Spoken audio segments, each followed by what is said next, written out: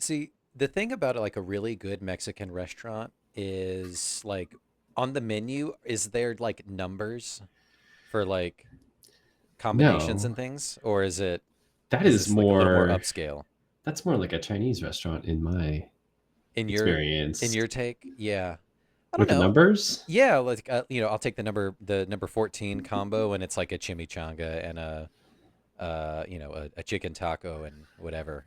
Listen, I am not afraid to admit that I am not the most mature of eaters in my life. Uh huh. I will normally go into a restaurant and just flip to see if the quesadilla contains the vegetables or if the vegetables are on the side. However, recently I'll go to like the little taco menu and just like go crazy, you know? And just rifle off, picking off different kinds of tacos. Yeah, I'll I get love like that, the steak asada. I'll get the birria. I'll get the pork. dude. Maybe a little shrimp. Dude, asada is where it's at. Asada. Asada. Yeah.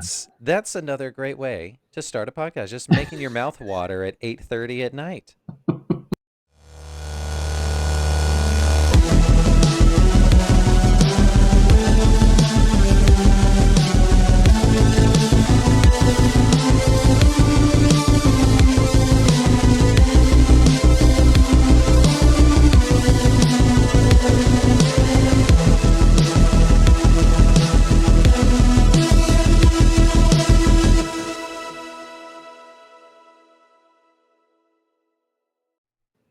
Hello and welcome for the last time to Uncultured Universe, the podcast where friends and lovers showed each other movies, TV, music, and books to get a little bit more cultured. And now, Joe, I'd like to think that we are, in fact, way more cultured than we were 3 years ago when we started this podcast. Truly, and we're gonna get into it. Yeah, I can't wait to do our retrospective, to do our our heavy critique in the middle, and then like finish out the shit sandwich with like pats on the backs, superlatives. There are some genuine movies that have come from your side of things that are like a part of my lexicon Love it. now Yeah. in a way that they would not have been before, and I will point them out when we go through Yeah. our decades and decades of work. We're we're gonna do our, this is the Beatles ride again, or not the Beatles, like the Rolling Stones last tour, roll again. The Eagles, The yeah, Eagles, hell freezes over, this is the Glee cast coming never back. say never, except for that one guy. So for the first and the last time, we are both pulling a Christian Bale, a Lindsay Lohan, an Eddie Murphy, and Joe and I are both going to be playing both the uncultured and the cultured roles for today because it's the rare double episode. Oh my gosh, who is the Eddie Murphy in this? What's the Eddie Murphy movie where he plays doubles? It's the Nutty Professor series. Oh, da da da. You're so Duh. right. Oh, and Coming to America too. Um, And Christian Bale is obviously the American Psycho. the Prestige. Yeah. Yeah, Batman. Yeah, he's both Batman and Bruce Wayne. Incredible. Today we are going to be doing the unthinkable, reviewing two seemingly disparate movies on the cinema spectrum. At the same time, 1985's Pee-wee's Big Adventure and 1992's A League of Their Own. Now, do these two movies have more in common than you think? Let's dive in and find out together. Joe, I'm going to start off, and we're just going to kind of fly by the seat of our pants like we Let's normally just do. dive in. Let's just dive in. Let's just start with Pee Wee, Oh, and we'll kind of bounce around because last time you went with Prince of Egypt, and pulling a hard left turn into Wackyville.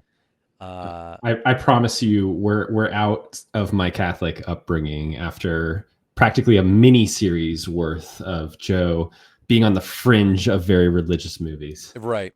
Although your movie, A League of Their Own, does have several church scenes and them going to confessional and things. So, still sprinkled with Catholicism throughout. Mm, But can't get away from it. originally, I wanted to do this movie earlier this year in January or February when we were doing our like totally fucked up movies or Yeah. wacky series. We did like a fucked up February for instead of like Valentine's movies. Yeah, that's right. Yours was The Handmaiden, which freaking wild.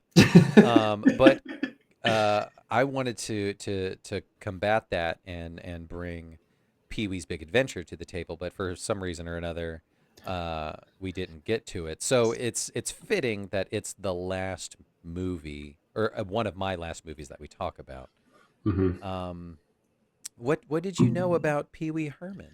I knew shockingly little. I had to be reminded as the credits were rolling that this was a Tim Burton movie. I knew that, but like it never really clicked with me because I never think of this movie when I think about Tim Burton, even though you watch this movie and it's so obviously his like Yeah, style of like 100%. very like primary colored suburbia weirdness. Yeah, Um I so I always thought Pee Wee was a children's TV show, which I know there is a version of that yeah, somewhere, right? yeah. And that comes after this? I believe it does come after this. Prior to this movie, he had developed the character of Paul Rubens had developed the character of Pee Wee Herman on like late night shows. Mhm. He would do like little minutes here and there, and kind of would like take him on tour. Selling out. I don't want to say Madison Square Garden, but something else. Like a pretty big deal. As this character, which is pretty wild, in the early '80s, and um, yeah, this film came about just pretty happenstance between him and Phil Hartman and Michael Vorel, which is crazy. So there were, I did notice, kind of like some Saturday Night Live folks in Yeah. this movie. Hmm. Like Phil Hartman, obviously, and then oh, I always forget her name, but the woman who plays Jenna's mom on 30 Rock. I don't know if you know who I'm talking about. She plays the like tour guide at the Alamo. Oh yeah, yeah, yeah, yeah. Yeah, yeah, yeah. Uh-huh. She looks so different, but I recognize her face like immediately. She was also on Saturday Night Live. Yeah. So it's kind of like bouncing off of our Saturday Night Live miniseries from last year, where it's like films that came out of Saturday Night Live. This is kind of in the orbit of that. It It seems like. absolutely is. Yeah. I think Paul Rubens was in like the uh, either in the Groundlings or like adjacent to. Hmm. They're all friends. They're all working together, all coming up at the same time. But yeah, this movie is a full fever dream. Like this was his second or third, film appearance. And it's a full on movie of this character that he made up. 5 years prior. Um, uh, Tim Burton's first directorial debut, Hmm. which is crazy. This Like is his first movie. first movie, Oh wow. and Danny Elfman's first score. Oh my god. So much of it is just like there already in I this know. first movie. Yeah, like so it's really fun and telling that from an artist perspective, like they have such a vision cast and Hmm. such a type and such a style defined at such a young age. Like they're in their 20s, their early 20s making these movies, and that like permeates everything else that they had done in the 40 years since.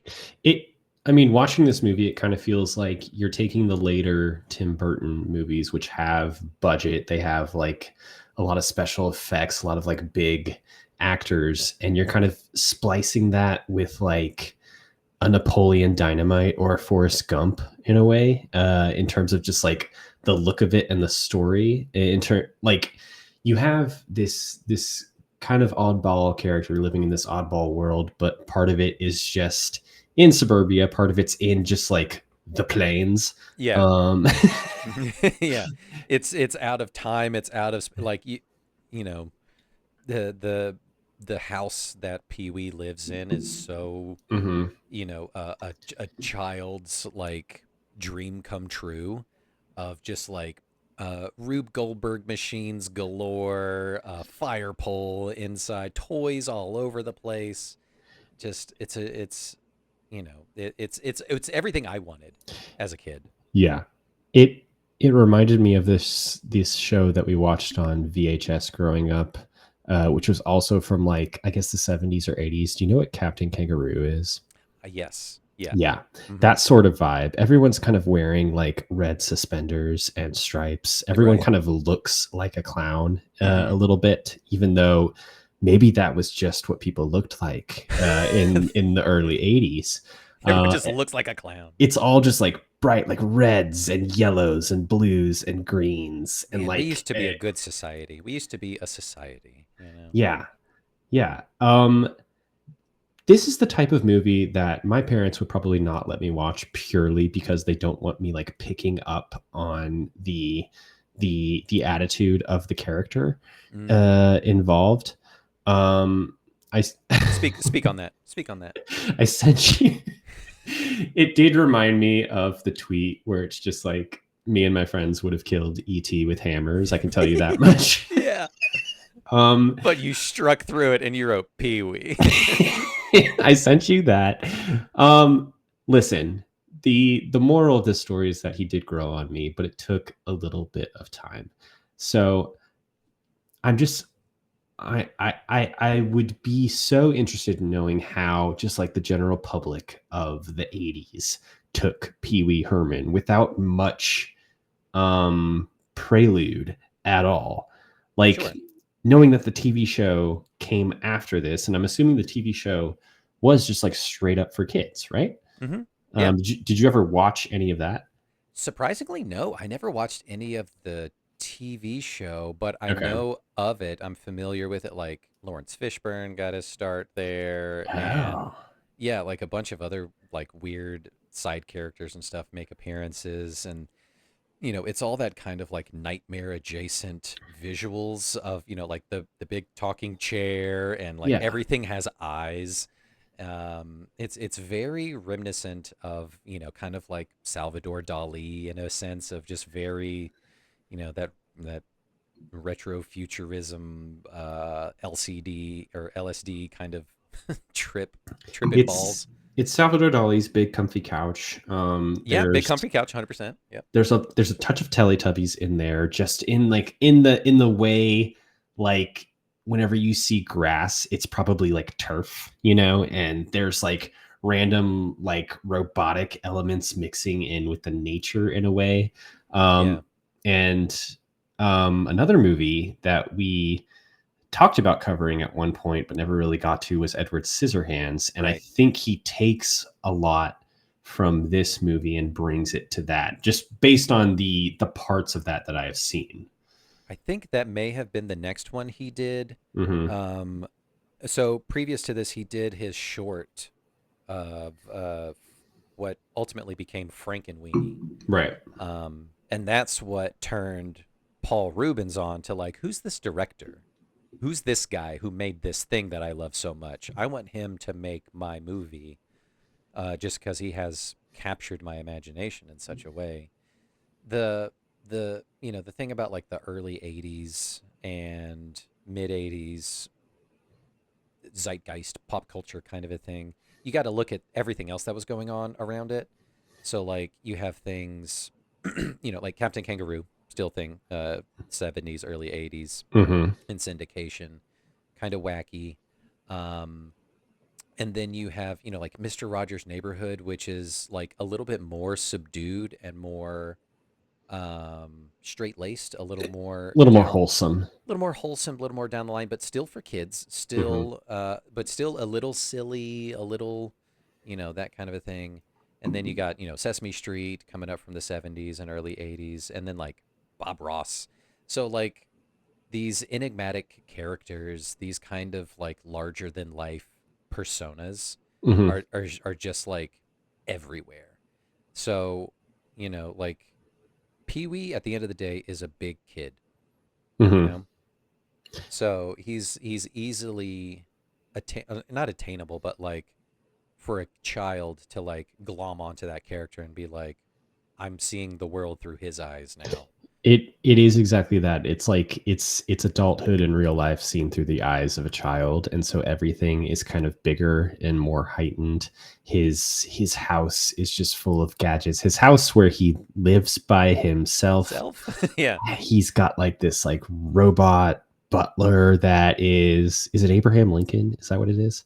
Oh, I mean, he's just making pancakes. Yeah. Yeah, there's a bunch of Rube Goldberg machines all over the place. Um and you have these characters that he interacts with on his journey that all seem like 10% turned up Yeah. a little bit, which is the style of Tim Burton. But again, like we've been talking about, just like the style of children's media of that time, Yeah. it seems like.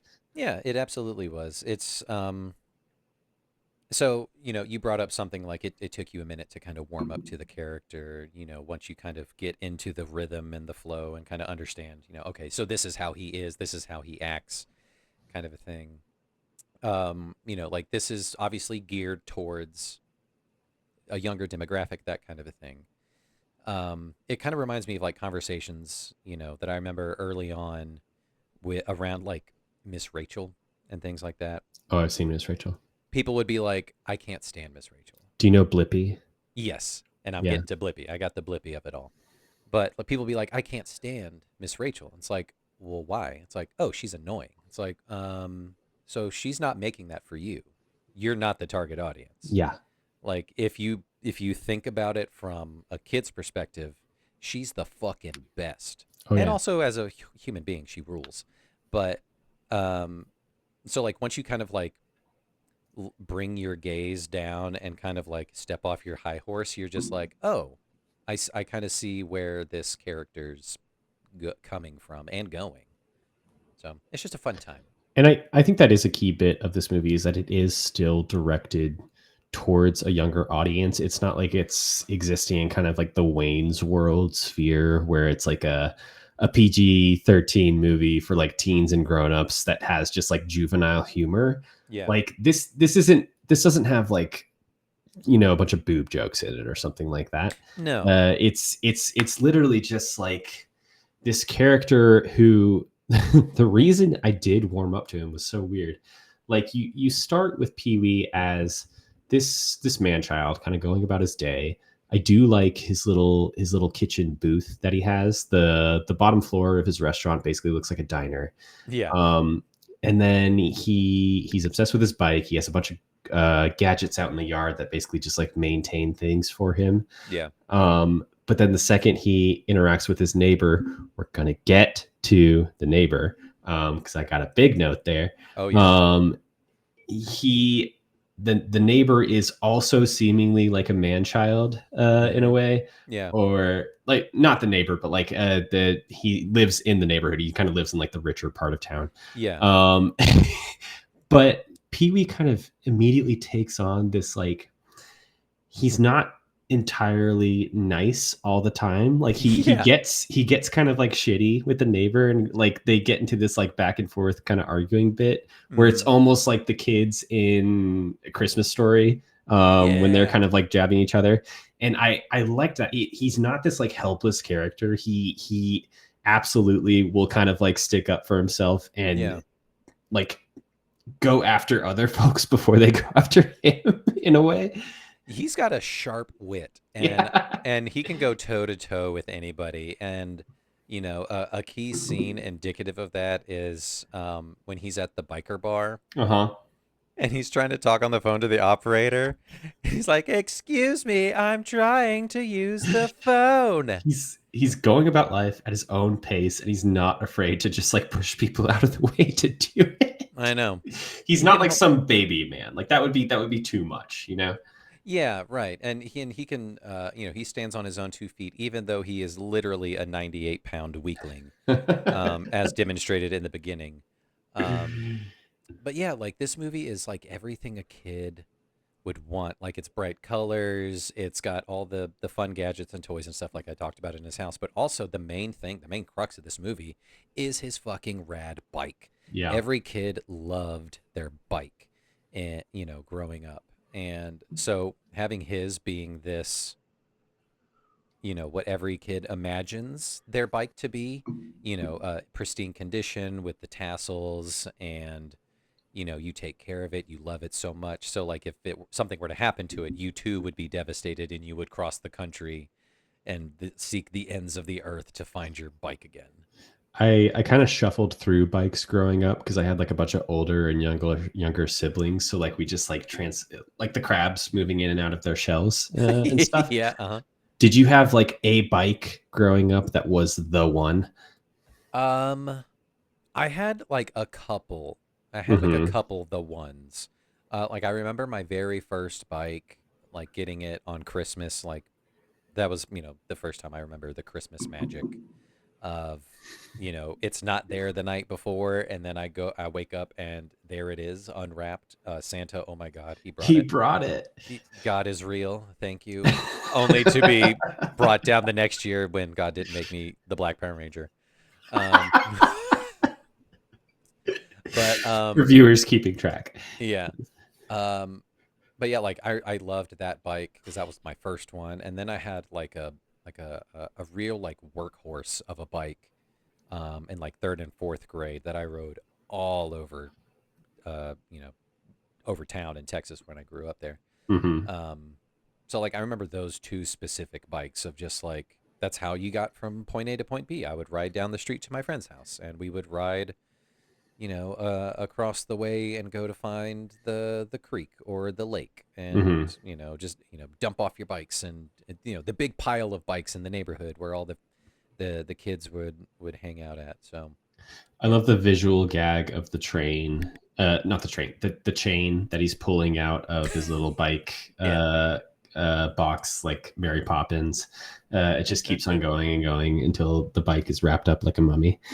incredible. Um, let me hit you with a little bit of facts and things here. We already talked about it. Directed by Tim Burton, his first full length. Written by Phil Hartman and Paul Rubens and Michael Vorall. Music by Danny Elfman, starring Paul Rubens, E.G. Daily, Mark Holton, Diane Salinger, and Judd Omen. Released August 9th, 1985. Budget $7 million. That's crazy. That's so little. And a box office of 40 million. They did pretty good. Good for them. Um, Paul Rubens and co. had never written a screenplay before, so they bought a book on how to do it, and they followed it to the T, like they were following a fucking recipe. Um, it's essentially like each page of your script should be a minute of the film. Yeah. The film is 90 minutes. The script is 90 pages. Mm-hmm. The first act ends on page 30. Act 2 ends on page 60. And like they honestly, I don't know how true this is, but like film uh, uh, courses and things like that would refer to this movie as like how to do it by It the is. book. Yeah, it is a relatively easy movie to keep track of. He goes on the little hero's journey like Star Wars. Yeah. Um, Oh, I mean, or the Odyssey. yeah, or other classics like that. So you have like the starting moment where he goes into the bike shop, comes out, and well, he's basically just like shopping around suburbia, comes out and his bike is stolen, and that kind of just kicks off the whole movie. And from that point on, it's kind of these little like Forrest Gump-esque Yeah. 10-minute episodes of him interacting with various people to get closer and closer to his bike. Yeah. Um, so who does he go to first here? Well, he starts out at the bike shop where the girl who works at the bike shop has a little crush on him. She's cool. I thought for a second it was oh god damn it, Natasha Lyonne, and then I was Oh. like, this is way too old for that. That doesn't make any sense at Yeah. all. Natasha Lee is like 7. Yeah, yeah, but that sort of vibe. Mm-hmm. Um, uh, No. she wants to go to the drive-in with Pee Wee. He comes out, goes to the and realizes his bike is stolen, and kind of goes on a crazy rampage with the cops, and then eventually ends up at the fortune teller's place. Is that kind of the first stop here? Yeah, he goes to the cops after he passes out and all that. Yeah. And my favorite like cut to the police station, to the officer he's talking to, and she goes, "So what leads you to believe that the Soviets are involved?" It's just off the wall. So funny. Um, and then he has like his, exhibit A, exhibit B with like all of his friends around town, and it Oh yeah, goes yeah. on for way too long. And then he gets desperate and goes to the fortune teller lady. Yeah. It does have the feel of like a movie that is based off of a TV show rather than the other way around. Because it has all of these like pre-established characters. The whole entire time, I was like, "Who is this like gang of motocross kids? Why do they Yeah. look so cool? I want to join them." They're the super cool. You don't see them ever do motocross. You just see them just hanging out on their bikes in their full regalia, which, ostensibly is really rad. They look incredible. They look so cool. Yeah, I like all the exhibits. I like him interrogating everyone he knows around town until he talks to the cop lady and realizes that the first conversation he has in the movie is with his like rich spoiled frenemy whose birthday it is, whose name is, oh god, what's his name? I need to pull up the page for this. Oh yeah, I forgot about that. I think Francis. yeah, I forget when that comes up. It's either after the exhibits or before. He's with the cop lady and he remembers that Francis wanted his bike for his birthday. And so he goes to Francis's house, who, let's just say it now, is played by the same actor who plays Older Stillwell in A League of Their Own. Justin, the scream that I screamed, you are on mute right I now. hooped and hollered so bad when he came on screen, because we watched Pee-wee first and then we watched League of Their Own. I did it the other way around. So towards the end of League of Their Own, I'm like, God, like how are we gonna tie these two movies together? Like Same. I don't even know. And then And just then sign from God. Older Stillwell comes up and I'm like, no! No way! Oh my God, it is a sign. This Like, is incredible. 10 or so years between these movies and sharing Yeah. the same actor in kind of a relatively big part. Incredible. Like, what are the, and it's kind of like, he's kind of like in silhouette. Like, you kind of just see the back of him for a second and then like he turns and reveals. So, like, it's kind of like, I don't know, cosmic in a way. Oh my God. I I fucking love it. wonder which I would love to go back and experience like both reveals because I wonder if your reveal was better than mine. I had like a moment of like the heavens opening up and I was like, that's Stillwell. I can't believe this is happening right now. Yeah, like, because that was the last movie we watched, and I'm just like, I don't even know how to draw a line at all. Dotted. There's no line between these two movies. And then, I mean, and this is in the final 5 minutes of A League of Their Own, and It's the beautiful. emotions already heightened during that whole scene. So, like, as soon as it happens, it kind of like brings it back down. Because thank God, because I was about to cry, and it's just so good. I'm just like, fucking Stillwell, you got it, motherfucker. So cool. Justin's back on the God bandwagon. Please we maybe the Black Power we Ranger fixed the Black Power Ranger issue. conundrum. Yeah. Okay. So Nancy. Pee-wee goes to Francis's house. Yeah. I love how big Francis's bathtub is. Again, it's just like this heightened visual where Francis lives in this very like what are they called, like mini mansions like they have on Arrested Development, these like mansions where like you're in the middle of suburbia, so it's not like an actual mansion. McMansions. Right. And you go in and it looks like fucking Donald Trump's like bedroom, and he's in this like ivory pool basically, and they have this like extended fight sequence where just something demonic just kind of jumps out of Pee-wee's eyes a little bit, and he's going in. It's like, is he gonna drown Francis over this bike? was about to. I love it. If not for his butler or bodyguard or whatever breaks in, which is so funny. But yeah, I love that bathtub scene because it's just so absurd. But Hmm. again, like that's like another kid's dream of just like I want a giant swimming pool to Oh my take a god, bath in, I right? want that bathtub. To have and being like a Godzilla monster with all the ships and stuff like that is that's Absolutely. that's what kids do in the tub, but it's tub sized. Hmm. Um, so cool. Love that. And then, so he is told Francis doesn't have the bike. Although we find out in kind of like a weird side scene that it was Francis who stole the bike, and it's kind of Yeah. just tossed off, and it's like whatever. And then the Hmm. guy Francis paid to steal the bike gets his money, but then just like trashes the bike, and so the bike goes on its own little journey. Hmm. Um, but Pee Wee goes to this hack fortune teller. I love the back and forth here where she somehow gets a hold of his wallet and kind of makes all of the right assumptions based off of that Hmm. and lands on like Kaiser Soze style. Like, you need to go to the To basement of the Alamo, and he's like, yes, thank you, which, which is so like, funny. did they get like a tax incentive to go to the Alamo? It's such a random place to go to. I didn't look that up to see if they actually shot on location at the Alamo. Surely they did. Like, it's they show like the exterior of all that, which, by the way, Miss Congeniality culture. This movie connected to a lot It of really our does. movies that Yeah. we watched in weird Sur- ways. Surprisingly, yeah.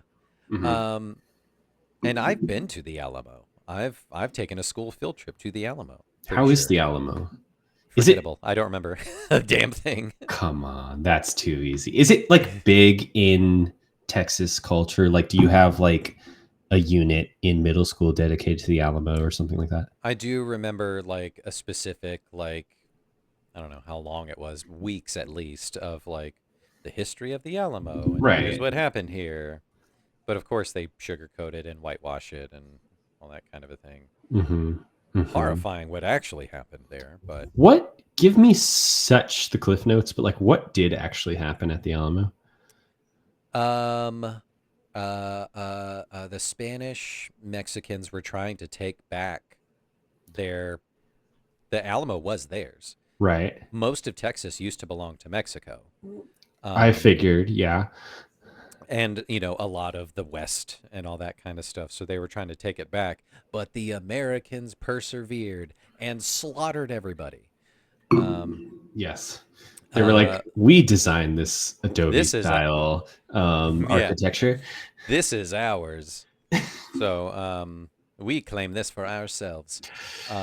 Yeah, just typical American brutalist bullshit. So yeah, that's pretty much what Incredible. happened. Yeah, Little Alamo corner. Lil Alamo So he's making his way to the Alamo. across I America. I don't know when I put it, but at some point in my notes, I just put Elfman is popping off because he's so just the understated hero of this movie. Danny Elfman just providing the most insane scoring behind all of this. And you're saying Hmm. this is like what his first film? His first one. He's He had he's never done going crazy with like 100 trumpets or something like that. He's like, I guess this is how you do a film score. 90 trumpets and 50 trombones. Bum bum bum bum bum bum bum bum bum bum bum It bum bum really bum bum bum. is. And he's just It's going for it. it's Um, like it's what is it called? Like sousaphone. What is the thing where it's like a bunch of like trumpets and stuff put together? Oh an God, orchestra? no. You mean an orchestra, my dude? I'm gonna find the word and I'll You get find the back to you. word. Yeah. You find the word. But yeah, so it's kind of yeah, a collaboration obviously of sorts between these like relative unknowns to Hmm. kind of make such a magic movie. Paul Rubens and I think Tim Burton were also big fans of Danny Elfman's band in the 80s, Oingo Boingo. If you've never listened to Oingo Boingo, I highly recommend because it slaps. Um, but like, what a weird thing of so you drew the line to Blippy, and we'll go ahead and just go ahead and do that.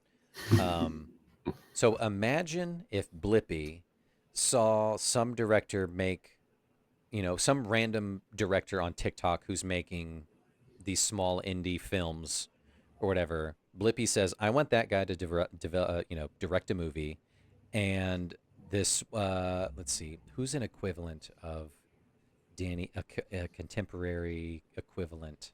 Contemporary equivalent of Danny Elfman. I don't know. So kind of like a someone in a band who has like transitioned over to film scoring. So like maybe imagine, maybe like Haley Williams from Ooh. Paramore, Oh my God. Yes. right? Well, maybe not so like catapulted to stardom, but like maybe like Haley Williams like 10 years ago. Danny Elfman Um, can sing though. Like that's a whole thing. that is a whole thing. So like that kind of a thing of like, I want you to do a whole score. I want you to direct a whole ass movie for me for Yeah. this relatively unknown, very niche character that I've come up with, and you get this. Um, it was lightning in a bottle. There's no way you could recreate this. Yeah. I mean, you can see just immediately the foundations of their partnership Mm-hmm. forming, and Yeah, you can see how this grows into the movies that Tim Burton creates over the next couple decades. decades. Yeah. This mixture of like again like these like vaguely dark themes, some darker than others, but like mixed with these extremely heightened musical moments, extremely heightened visuals, very like colorful movies. His movies are always like surprisingly colorful, even though you always think of Tim Burton, you think of like grays The and Corpse blacks and Bride. whites and Yeah. Corpse Bride and Helena Bonham Carter and Yeah, stuff. he's got those two sides of him. He's got the, you know, Nightmare Before Christmas aesthetic, Hmm. Corpse Bride kind of look, but then he also has this hyper realistic kind of like turn of the century mid mod kind of thing with He um loves like a Edward 70s and Scissorhands. 80s like suburban Yeah, type it's of it's aesthetic. it's you know what it is, drawing another parallel to another movie we've Do done. it. Little Shop of Horrors, Hmm. I was also going to when say Gremlins. Yeah, go ahead. when Audrey has her daydream about how her and Seymour are going to get married and move out to the suburbs. It Yes. is that aesthetic. It's liminal space. Yeah. It's that whole It's Truman hashtag. Show. Like you're in a massive field with a big bright sky background, but the bright sky background is like a wall that's Yeah. blue, and the grass is turf. I will say I love the whole liminal space aesthetic. Hmm. I love going down the rabbit hole of like the back rooms and things. Oh my god. Um, but a movie I've never seen before and I really want to because it fully encapsulates that whole thing is Toys from the 80s starring Robin Williams.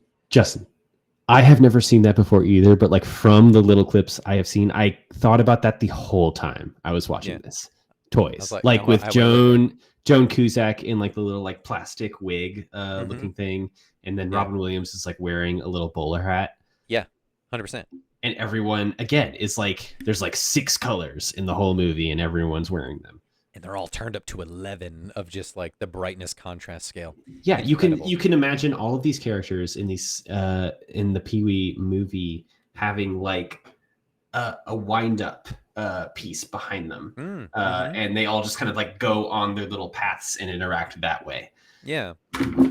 Uh, But don't like acknowledge that things feel weird or look weird, mhm. or else it'll take a dark turn, like this movie does it a couple times. Um, Specifically, I remember it's always like burned in my brain. I've never been scared of clowns. I'm not chlorophobic or whatever it is. Mhm. Um, but the visuals of the clowns in this movie, The for clowns are a some bit much. Yeah. terrifying. Like the clown that he ties his bike up to when it's missing and like all the bike chains are just like ripped off and stuff and the clown kind of looks like it, Yeah. horrifying. And It's always the teeth. it's always the teeth. Like a clown shouldn't have sharp teeth, of course. And then it's like his nightmare sequence after his his motorcycle accident, which is like it looks like something out of Beetlejuice. Um, the clown's picking up the pieces of the bike and the doctor with the sharp teeth mouth and like terrifying stuff. I remember that vividly. Hmm. But it never like scared me. I love clown shit, but I mean, there is like a very famous scare in this movie that we're going to get to in a second. mm, Um, but he gets on the road, he right? gets on the road. He gets like a few different companions on the road, starting with what is his name? Mickey. Mm-hmm. So he flags down Mickey, who is so obviously a criminal running from the law. Pee Wee doesn't get it at all until he does, which again is like something I kind of love, where Mm-hmm. he's like kind of immediately game for it, where like Mickey like is playing the radio and you hear like a little police scan saying that they're looking for him, and he turns it off really quickly, and Pee Wee's kind of trying to play it cool because he's kind of scared, and then he just turns to Mickey and he's like, "So what did you do?" Yeah. And I always thought that the gag was like what he says at face value, but upon this most recent rewatch, like when he turns off the radio, they're saying like he's armed and dangerous, first of all. But then like he asked him what he did, and he's like, "So then I took a knife." And I was like, "Holy shit, he actually killed somebody." This motherfucker like did somebody in. Um uh, Incredible. Incredible. And then you have the funny gag where they hit the police stop in the middle of the road, and Pee Wee has to dress up as a woman and pretend that he is Mickey's wife, which is fun. And the policeman randomly makes him get out of the car to admire his dress, and then they I just love it. keep going. My Um, my first like introduction to drag, and I'm just like, "Yes, bitch, I love it." you believe that Pee Wee just like constantly carries around a bag of just tricks Yeah. in all of his journeys. Yeah. Um, and so at some point they switch up the who's driving the car, and Pee Wee accidentally drives off the road, and they have like an extended 30-second just falling through air sequence. Yeah, it's very this was a note I had. Like a lot of scenes in this movie like are very like Looney Tunes. Oh, Um completely. Looney Tunes-esque, like the falling for 40 seconds through the air off a cliff, them screaming, looking down, hugging each other, looking at each other, and then pushing away, like very cartoon, very Looney Tunes. I love it. Falling, and then like full chitty chitty bang bang with like the car just like having a parachute in its back little hood section. It's the Um, it's the it's the roof, yeah. but it acts like a parachute. Love it. And then Pee Wee gets kicked out of the car. Mickey's gone, and then he gets picked up by. I mean, is this Large Marge? Are There's we a at the large Large marge. Marge point? There's a large marge. Okay, so I have always known of Large Marge as just like a name in Mm, pop culture. I never mhm. fully connected it to this movie until like in the moment as it was happening. I was like, oh my god, This this is is about to Large happen. Marge. I knew like something happens related to Large Marge that is like traumatizing an entire generation. I didn't really know what it was. Oh my god. Um, and then so Large Marge is this like trucker character who's an older woman who picks up Pee Wee, and they're kind of riding along the highway in the dark, and you get kind of these signs that she may be a murderer, maybe a ghost, and then you get basically the first glimpse of like something that Tim Burton really like gets a handle on in later movies is like that stop motion Beetlejuice style, like eyes popping out, wrinkled raisin face corpse, Yeah. where Uh-huh. like she turns to him and her face just like bulges out, right? Ooh. Yeah. Which again, like I can see that traumatizing just a generation of American youth. Yeah. Um, Yeah. how did you survive that one?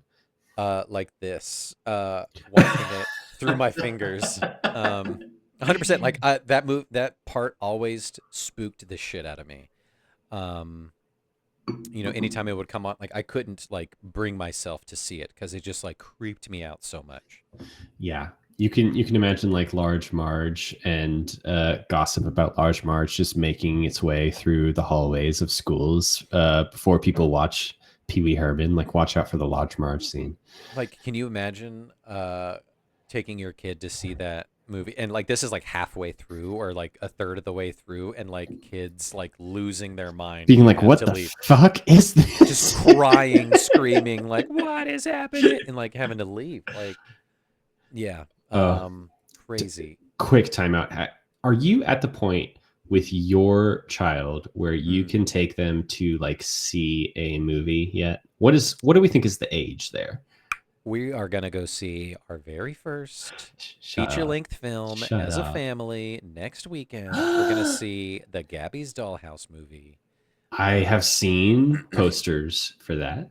we are very Um, excited. We are a very big Gabby's Dollhouse household. Um, we're very excited. And, mhm, we're trying to explain the concept of going to a movie theater and watching a full-length movie to like an almost 4-year-old is so hard. mhm. So it's like, okay, so how Because we watch movies sometimes at home, and on I can count on two hands how many times we finished a whole movie right. in one sitting, maybe one hand. Um, so it's like, so you go to a place and it's this really big room, and they play a movie and it's really dark, and the screen is like, how our TV's really big, but it's like as big as our house, right? And you know how sometimes we turn up the volume a little bit when we want to dance to a song. Well, the sound is really really loud in a movie theater, and you have to It's sit still the whole time, and you it's can't get up. it's kind of prepping them for like a roller coaster in a little bit. Well, my kid can ride a roller coaster, and she has Oh at my god. Universal Studios. She's a pro. What roller coaster did she ride at Universal Studios? She can ride the Troller coaster. Um, that's the Trolls roller coaster in Universal Studios. Hell yeah. So Um, she gets it. she gets it, Yeah. but a roller coaster is over in 2 minutes, not 90.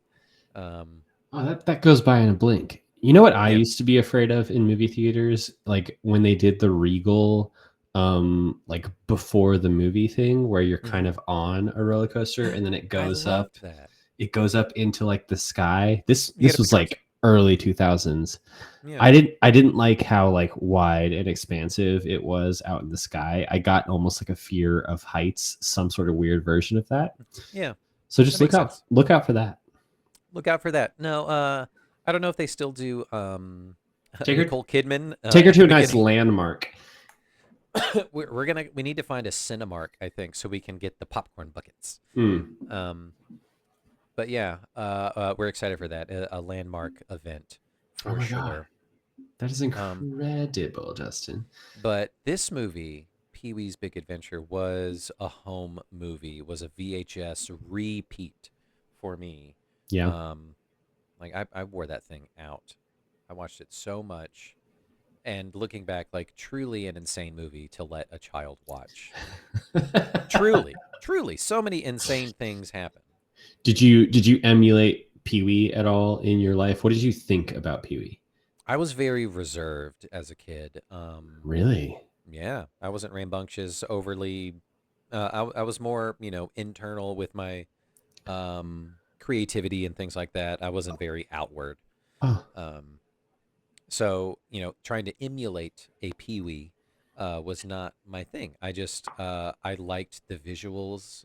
Maybe on a deeper level, I liked the music and Hmm. things. And then, of course, like the things I've talked about, like it's just like, a super rad bike that you love, going on adventures, um, and then just like maybe a little bit of weird spooky shit every so often. It is kind of the perfect balance of all those things. Hmm. I like the concept of um, this is just a note that I have. I like the movie logic of like having to work off your debt in a restaurant if you can't pay for it. Yeah.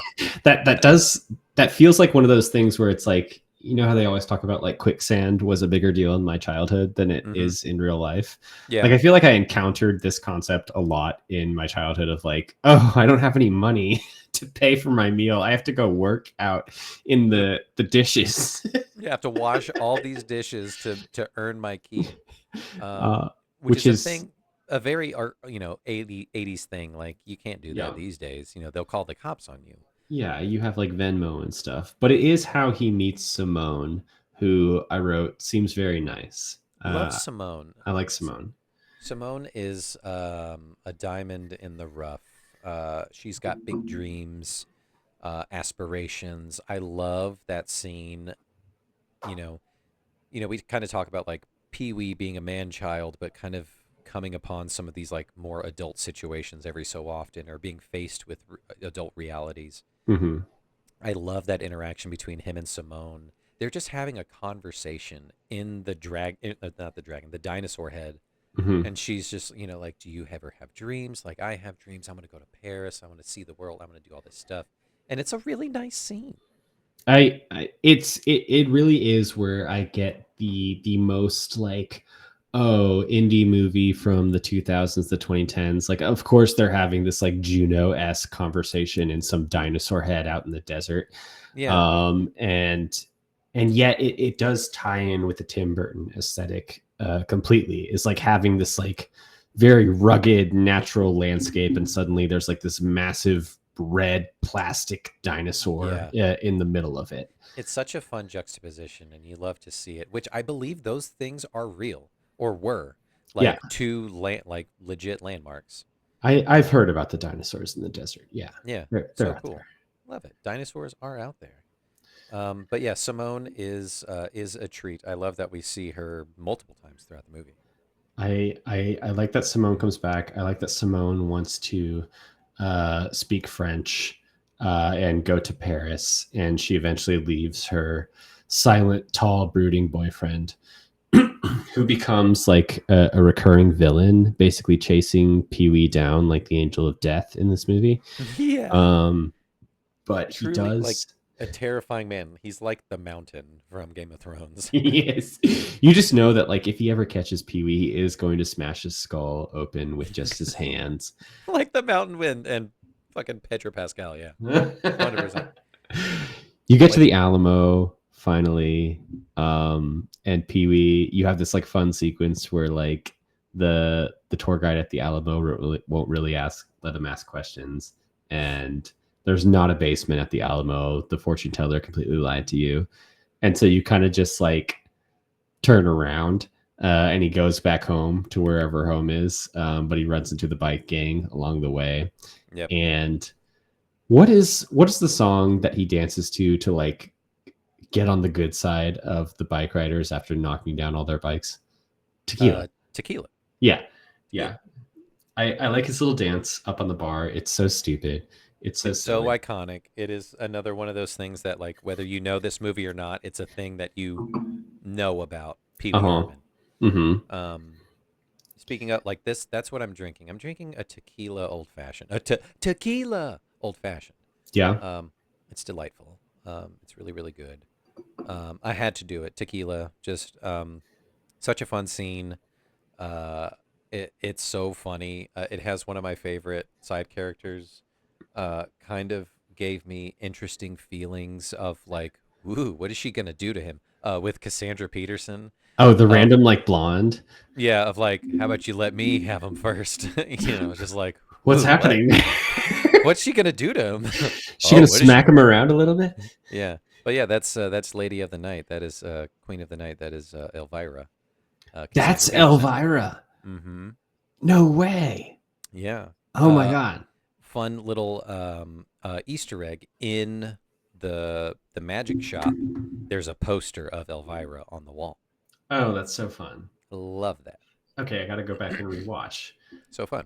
Um, I love when he gets on, like he wins the bike gang over, and they give him a bike, and it's just this like single wide shot of him riding off on the bike, and he just gets closer and closer to this billboard, and you're like, he's not gonna do it, he's not gonna do it, and then he just drives Yeah. right through, like it just, Fucks and then it himself just up. fades to black.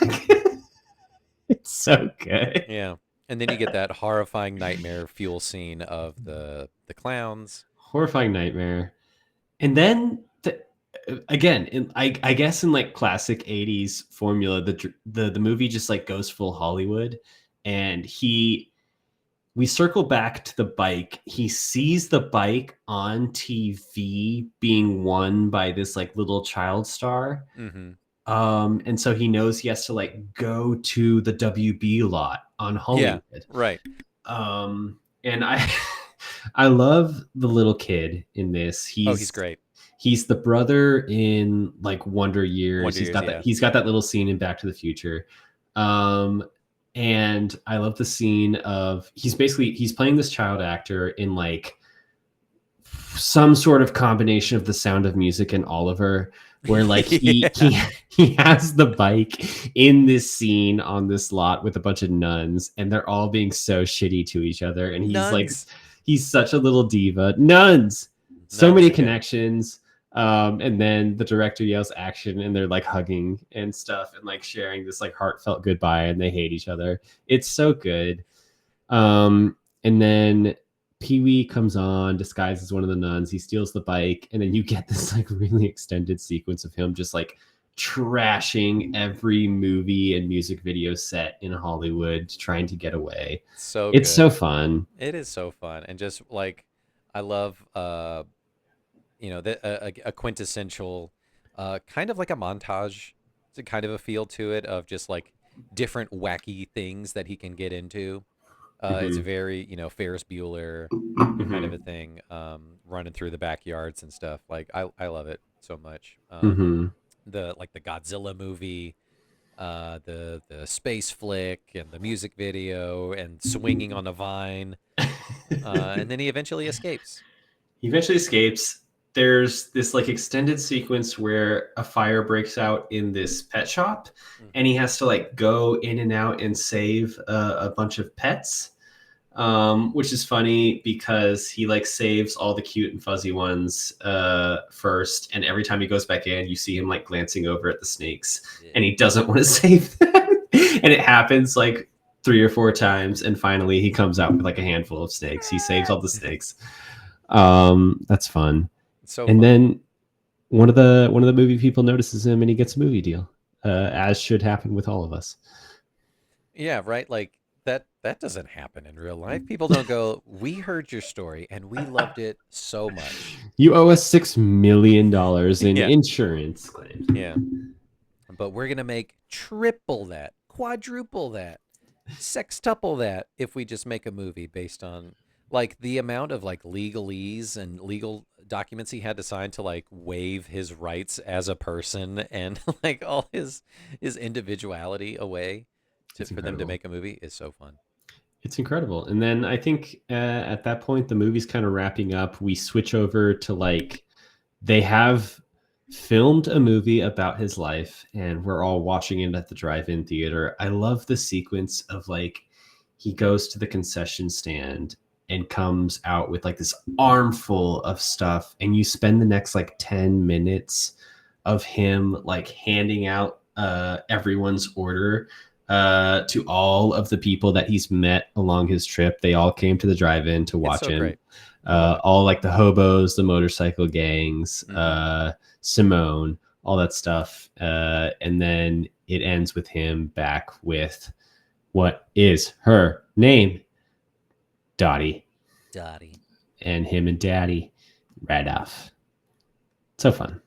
So fun. I love they made essentially like a James Bond type of movie out of his story, and it's Mm-hmm. James Brolin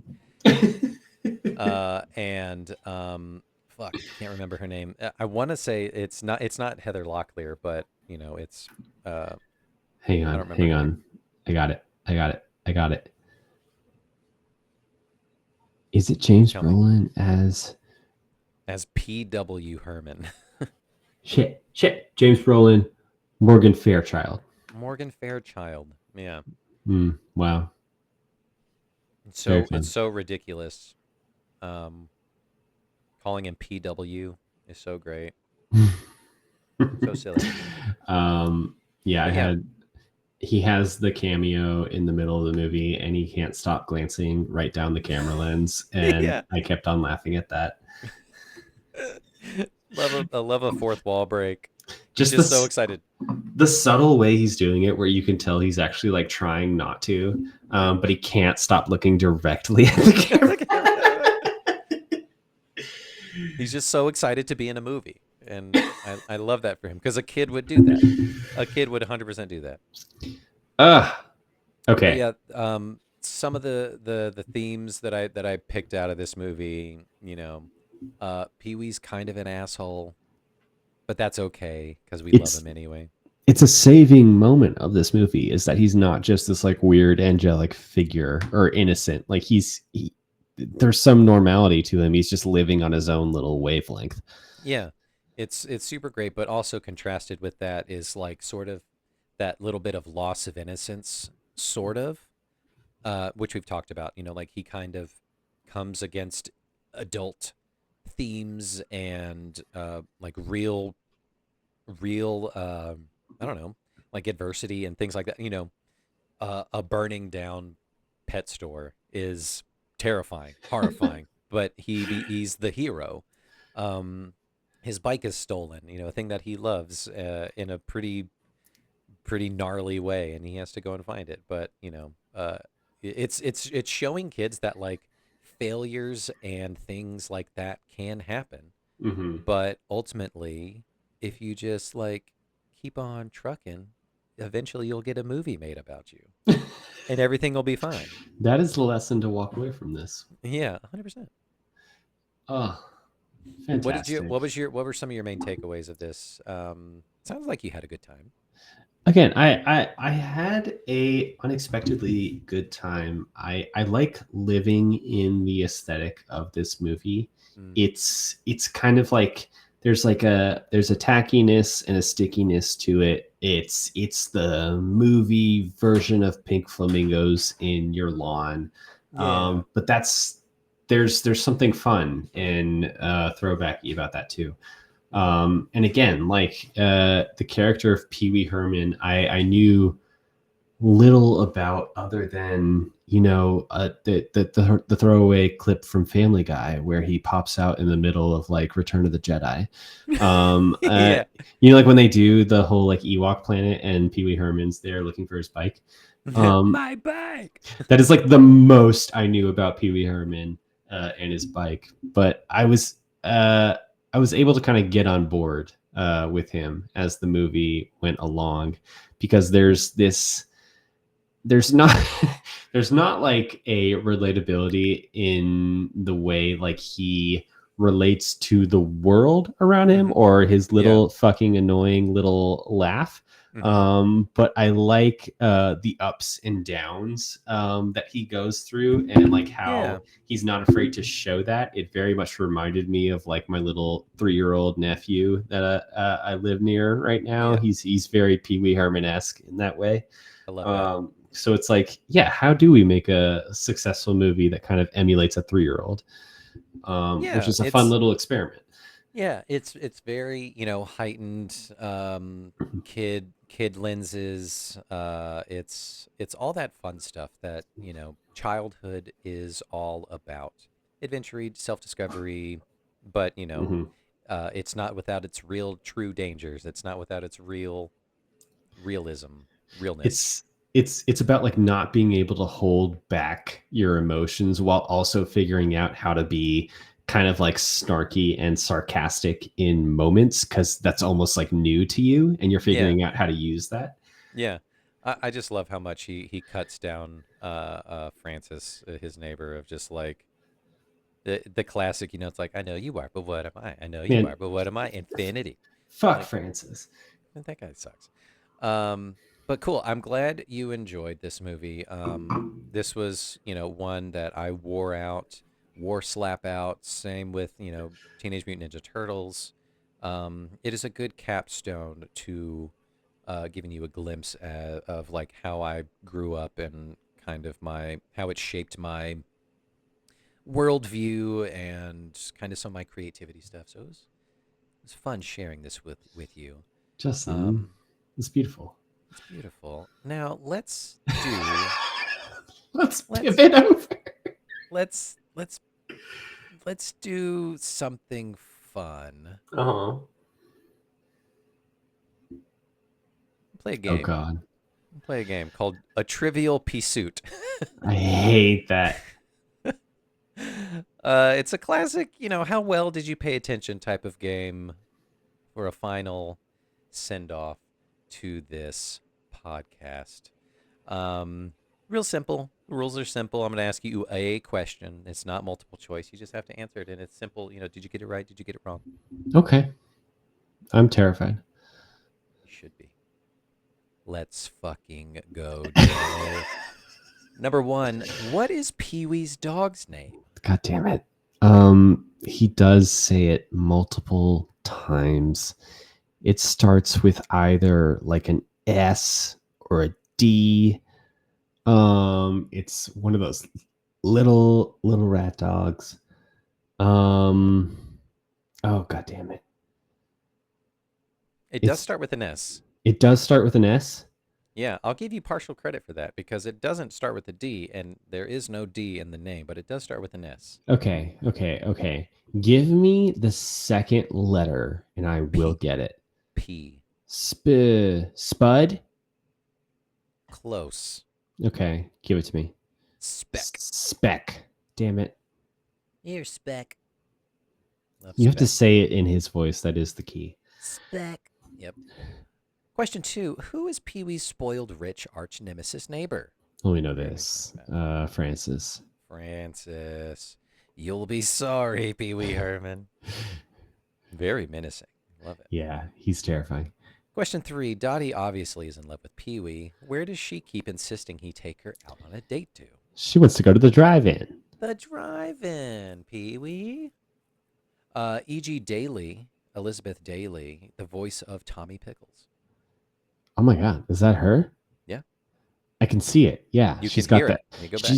She's got that like squeaky little like kind of deep voice like that. Yeah, Yeah, definitely Tommy Pickles vibes. 100%. nice.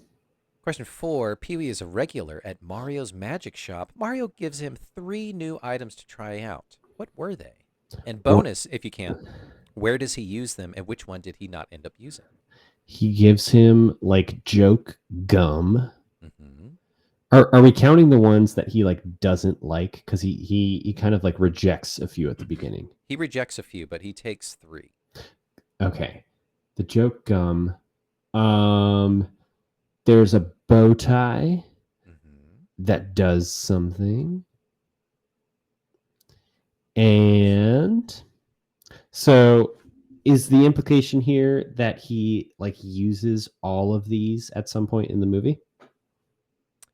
So, based on that bonus question, he has 3 items that he purchases from Mario's magic shop. He uses 2 of them. He does not use one of them. Gotcha. He definitely uses the joke gum with Francis and his dad because they end up like chewing tar or Yeah. whatever the hell. Incredible. I don't think he uses the bow tie. So that's the one he doesn't use. Okay. Put a And question mark for the second one. there's a second one, which is, does he use it with the convict guy? Close. He doesn't. It is near that scene. Oh, does he use a giant thumb to flag down cars? He does use a giant thumb, but he didn't get it from Mario's magic shop. Damn it. I'm going to give you also partial credit for this one. The 3 items were the trick gum, the headlight glasses, and the red spinning bow tie. He doesn't use the bow tie. That's right. There is that like fun little animated sequence where it's like him in the dark and it's just like his little animated eyes. Yeah. And then he And then uses the headlight glasses. And he's surrounded by like jungle animals. It's so fun. Question 5. Where specifically does the fortune teller say Pee Wee's bike is located? In the basement of the Alamo. Basement of the Alamo. There's no basement in the Alamo. Love her. Number 6. For what crime was Mickey incarcerated for? He cuts the tag off of a mattress. It's just hilarious. Cutting the "do not remove" tag off of a mattress. So funny. No, he says, "I took a knife and then you know those tags on mattresses that say "do not remove"? Cut it off." Crazy.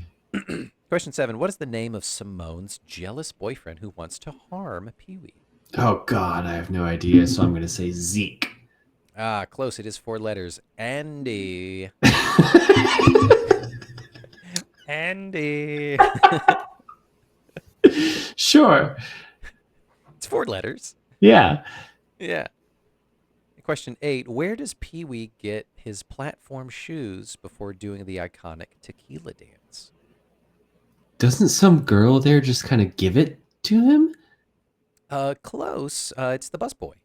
The busboy. Yeah. The busboy gives him shoes. Yeah, he either like whispers something in his ear or hands him something, and the busboy like takes off his shoes and hands him the shoe, and he's like noticeably shorter. Oh, you're right. You're right. You're right. I do Yep, remember that. real fun. Question 9. What animal assists Pee-wee in rescuing the other animals from the burning pet store? It's a little chimp. A chimpanzee. So fun. Helpful little guy. Hmm. Paul Rubens, really afraid of snakes, so hated doing this scene. Wow. Yeah. That's a crazy amount of snakes to hold in your hand for being afraid of snakes. Yeah, right, isn't it? You're doing great, by the Thank way. you. Question 10. This is the last one. At the movie premiere, Pee-wee brings snacks to several people who he met along his big adventure. What does he bring Simone? Bonus. What? Wait. I'm Never assuming mind. that's Simone's boyfriend's name. Yeah. So what is Simone's boyfriend's name and what does he bring Simone? Mm-hmm. He brings her. Okay, it's kind of a smaller box. It's not like full on popcorn. I don't think they'd be able to say like straight up brand names in this movie. I think it's kind of like a box of like Cracker Jacks or like a Whopper situation, or what is it called? You know, the little like milk. Milk duds kind of a thing. Yeah. Well, okay. So put yourself in the seat of a child. You Uh-huh. know, some lady really wants to go to Paris. Uh-huh. What's one food item you can get from a concession stand that makes you think of Paris? French toast. Oh, close.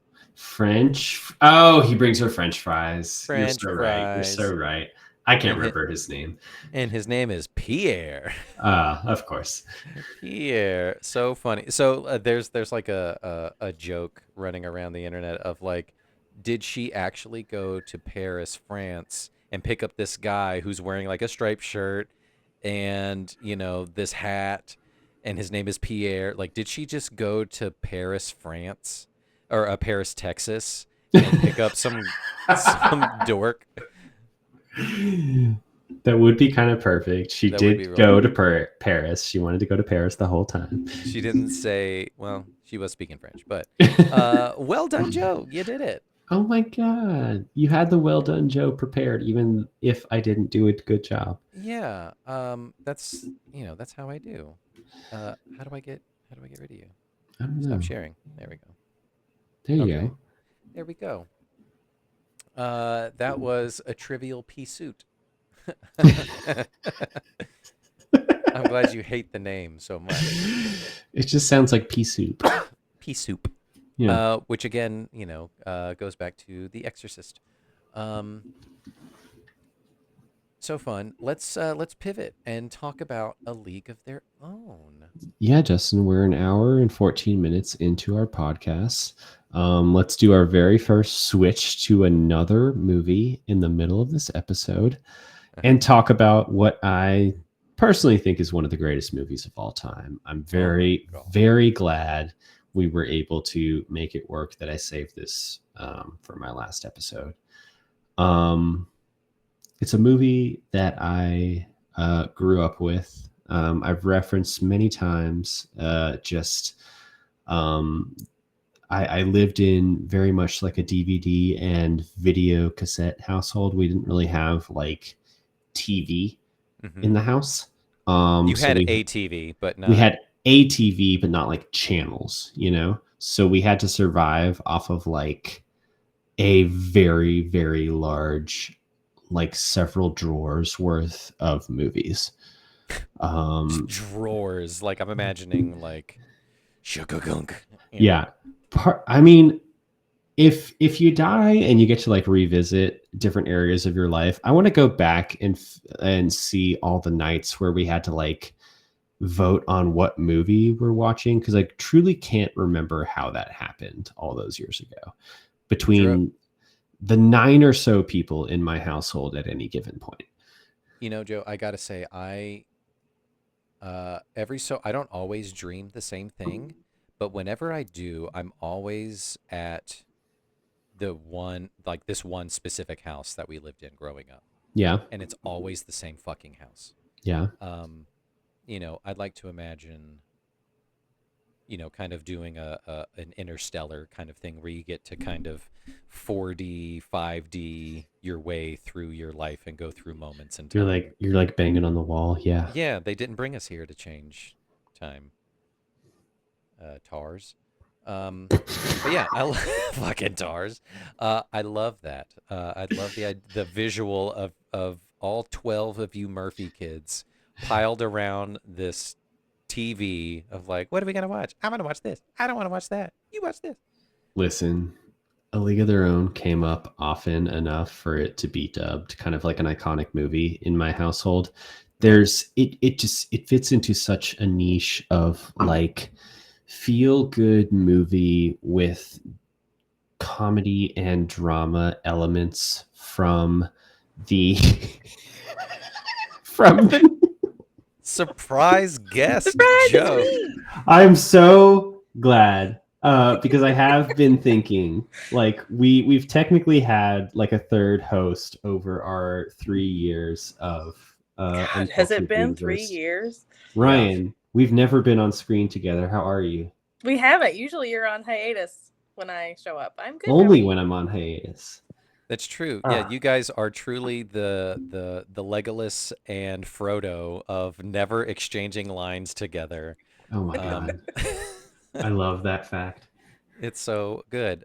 Joe, we have a distinguished guest. That's better. Okay. There she goes. Full screen vibes. Oh my God. Incredible. Wait. Are you guys coming from the same house? Like, where are you? I'm Yeah, in she's the in living room. Okay. I don't know if you're like on some sort of like business trip. I don't know. That's a fancy looking plant Joe, behind you. What is my business? What business does she do? What business do I do? My business is baby. You're trying to make this podcast go global.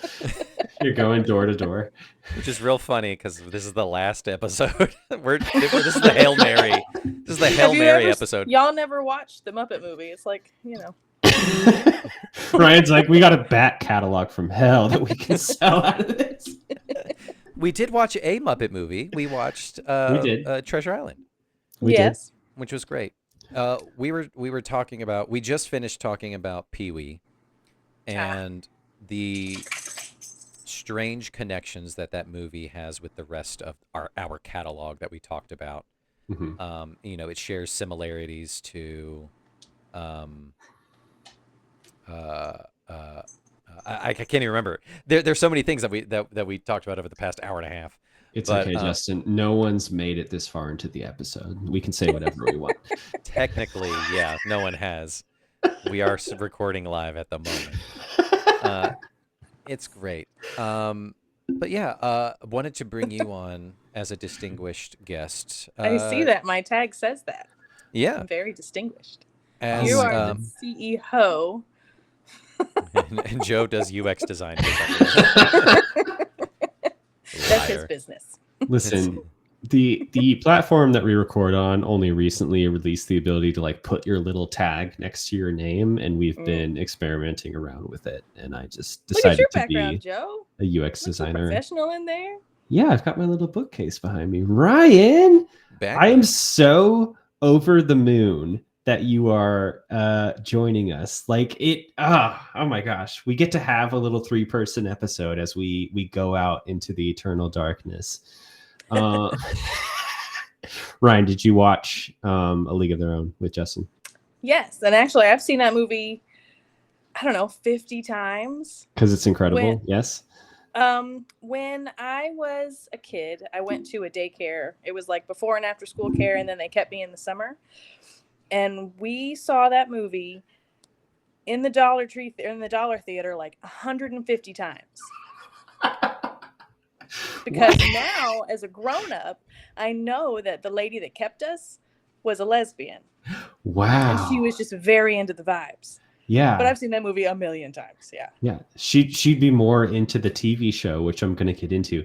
Did she take you to a theater as we went to the do you remember in Snellville there was a Dollar Theater? Well, you grew up in the mountains. I've never There been was a to Dollar Snellville, Theater yeah. that when stuff was like, if it had been in the regular theater for a while, they would bring it to the Dollar Theater. Oh my and God. you could go see it for like a 99 cents or something. I'd watch League of Their Own in the theater. We saw it a bunch of times. That seems like a perfect movie theater movie. Yeah. It's got, the cheering, happy high moments, and baseball sport movies usually do really well in theaters. So that seems like a good time. Yeah, we had a good time with that. I can remember seeing Fern Gully. Oh my God. A bunch of times, and just running amok in this theater with the 8 or 9 other daycare kids that were there with me. I was going to say, like, how many kids are we talking here? Not a lot. Still, 8 or 9 seems kind of insane. Like, what do you do if 1 or 2 of them has a problem with large Marge, but then the other 6 don't? That's not the movie we saw. This one, the only thing you got to worry about is like racy things that Madonna says. Yeah, whatever Madonna It's says. all Madonna. Drunk Tom Hanks. Oh yeah, with his piss, his epic piss. Yeah. Oh my God, y'all! I love this movie so much.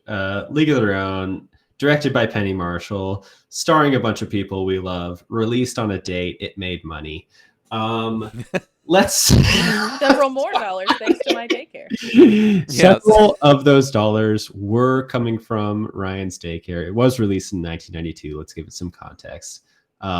Gina Davis, Lori Petty, Tom Hanks, Madonna, a bunch of other people, John Lovitz, David Strathairn, Gary Marshall, Bill Pullman, Meg Kavanaugh, and I put Donald Trump nemesis Rosie O'Donnell as the final star here. She was just featured, I saw when we were watching the credits. She wasn't even she wasn't a name starring Rosie. It was like, and Rosie's there. God, I think this is like one of her first. She's a but babe. Even though she like had her talk show, what, like 4 years after this? Yeah, it was I can remember 90s. Watching it after school. Insane. Yeah, she's dynamite in this movie. I love Rosie O'Donnell's character. Listen, we're gonna do this in such a backwards order. I'm just gonna give you like my little theories about this movie. I love how much time and like depth you get to spend with the little side characters in this movie. You obviously have like the folks on the poster, Gina Davis, Tom Hanks being some of the main ones. Madonna for the clout. You got to put Madonna on the poster. Got to have Madonna.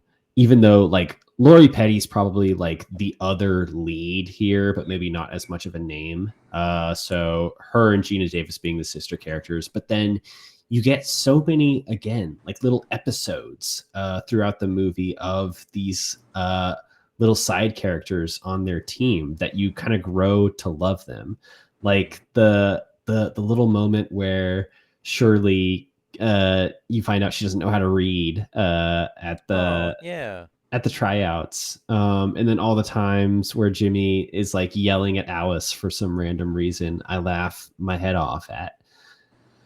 I love the two juxtaposed scenes of the first one with the iconic "There's no crying in baseball," with at the very end of just like, you got to try harder, okay? Like, you gonna do better next time? Great. I'm gonna say something crazy that may come up in our little like memory lane tribute. This is my favorite Tom Hanks. Like, I think this is peak Tom Hanks for me. And this is your peak Tom Hanks? This is like a year before Forrest Gump. How insane is that? Wild, right? Then while he's doing Forrest Gump, he's recording Toy Story. Toy Story. Like, that happened at the same time? Yeah. He's playing like a cooler in Forrest Gump.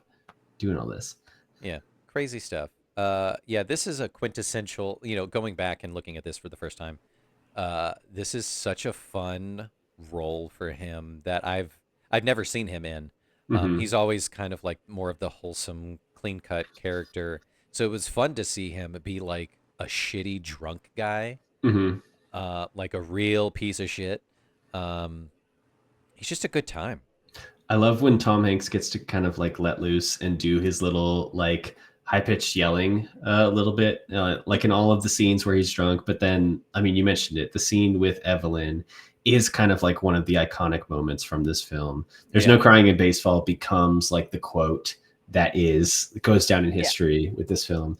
And there's, I promise I will get back on track with like the actual plot of this movie. Joe, But like, there's fucking do it. land this plane, Joe. There's so much like parallel like structure in this film of like recalling stuff that happens from a movie that's like so sneaky for such Mhm. like a movie that seems so lighthearted. I'm gonna get into all of it. Let me kind of just set the table here a little bit. As with all good things, we open with Carole King. Who else was rocking out to this Carole King song at the beginning when we're looking at Old Dottie? Raise your hand. Viewers, everyone raise their I hand. can't. I'm holding the iPad. I can't raise anything. I'm eating peanuts. Joe, Well, I roasted my own peanuts. I roasted and salted my own peanuts to put in a beer because we're talking about a baseball movie. oh my god damn it, I should have done 2 drinks too. I There's still did time. listen. I did a drink that I drank up entirely in our Pee-wee segment. It is what I'm calling the all the way maybe, because it is this drink. It's called I think it's like a Coopersville or a Cooperstown or something. We basically, I'm gonna spill the secret of my cocktails for the past 3 years. I don't have a creative bone in my body. Every time we come up with cocktails, I ask Jonathan to like come up with my cocktail for me.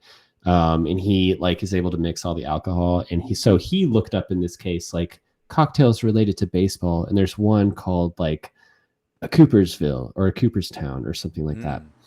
And I was like, well, that doesn't work at all because that has nothing to do with A League of Their Own. Yeah. Until I looked at the facts for this movie, and the last scene where they're all like old and playing baseball is in Cooperstown. Oh my God. So I was like, full circle. You have got to be kidding me right now. Matt Gang's all Hobbs. here. The gang's here. Hello. It is I, the head of sales. It asked me what to put. It was like your name, Matt, and then there was another field next to it that was like head of sales. And you're like, Yes. yes. I accepted the job offer. Are you So head I'm of sales? I'm officially the head of sales, and it's great to be here. Hi, Ryan, Justin, and Joe. Oh my Hi, Matt. god. I'm gonna cry. Matt! Hi, Joe. Surprise, Joe. These are all of the guests, all 2 guests that we've had on this All- podcast 2 of our guests that we over have the past had 3 years. on this podcast. My heart is so full. Mm. I know this is all just to like keep me from talking about A League of Their Own, but I'm so Yeah. happy. Wait, is there Uh, a film? Is there a film slated? Yeah, two Matt, that that's we- what we that we talk talked about. Well, I didn't know if it was just like a round Just a- robin. I'm coming in hot. I'm coming in hot. Anyway, He as just you came off were. a sales call. He's Yeah. With the sales team. He's been crunching some numbers. Matt, this Thanks, is the last episode of our podcast. We had to end the podcast in September before certain things renewed, and we had to pay more money. Yeah. Oh, wow. So we kind which of we're had not to, about. we had to crunch some episodes together, and so Okay. we decided to end this with like a double header episode where Justin brought forth Pee-wee's Big Adventure, so naturally I brought forth A League of Their Own. I love it. We just Have you spent seen- about an have you hour seen talking either about of those? First. Yeah, I've seen both. nice. Wonderful. Both Which- a long time ago, but A League of Their Own was one of the ones that we had on VHS as a kid Oh because my someone God. taped it from the TV. And so Ooh. I've seen A League of Their Own a dozen times, probably, but a long time ago. I also had A League of Their Own on VHS as a Yeah. kid. Did you also obtain it illegally? No, I bought it with American No, money no. at an American store when I was They used to have it at negative 2 American years I was Eagle. gonna old. say, American Ameri- Eagle used to carry it. Or American Apparel, actually. For a moment Oh. there, that was like the only place you could buy A League of Their Own. It was actually like a terrible business decision. Yeah. what? They bought all the VHS tapes back in the mid 90s. Just back when, they were doing their own thing. Oh, They had a real narrow market.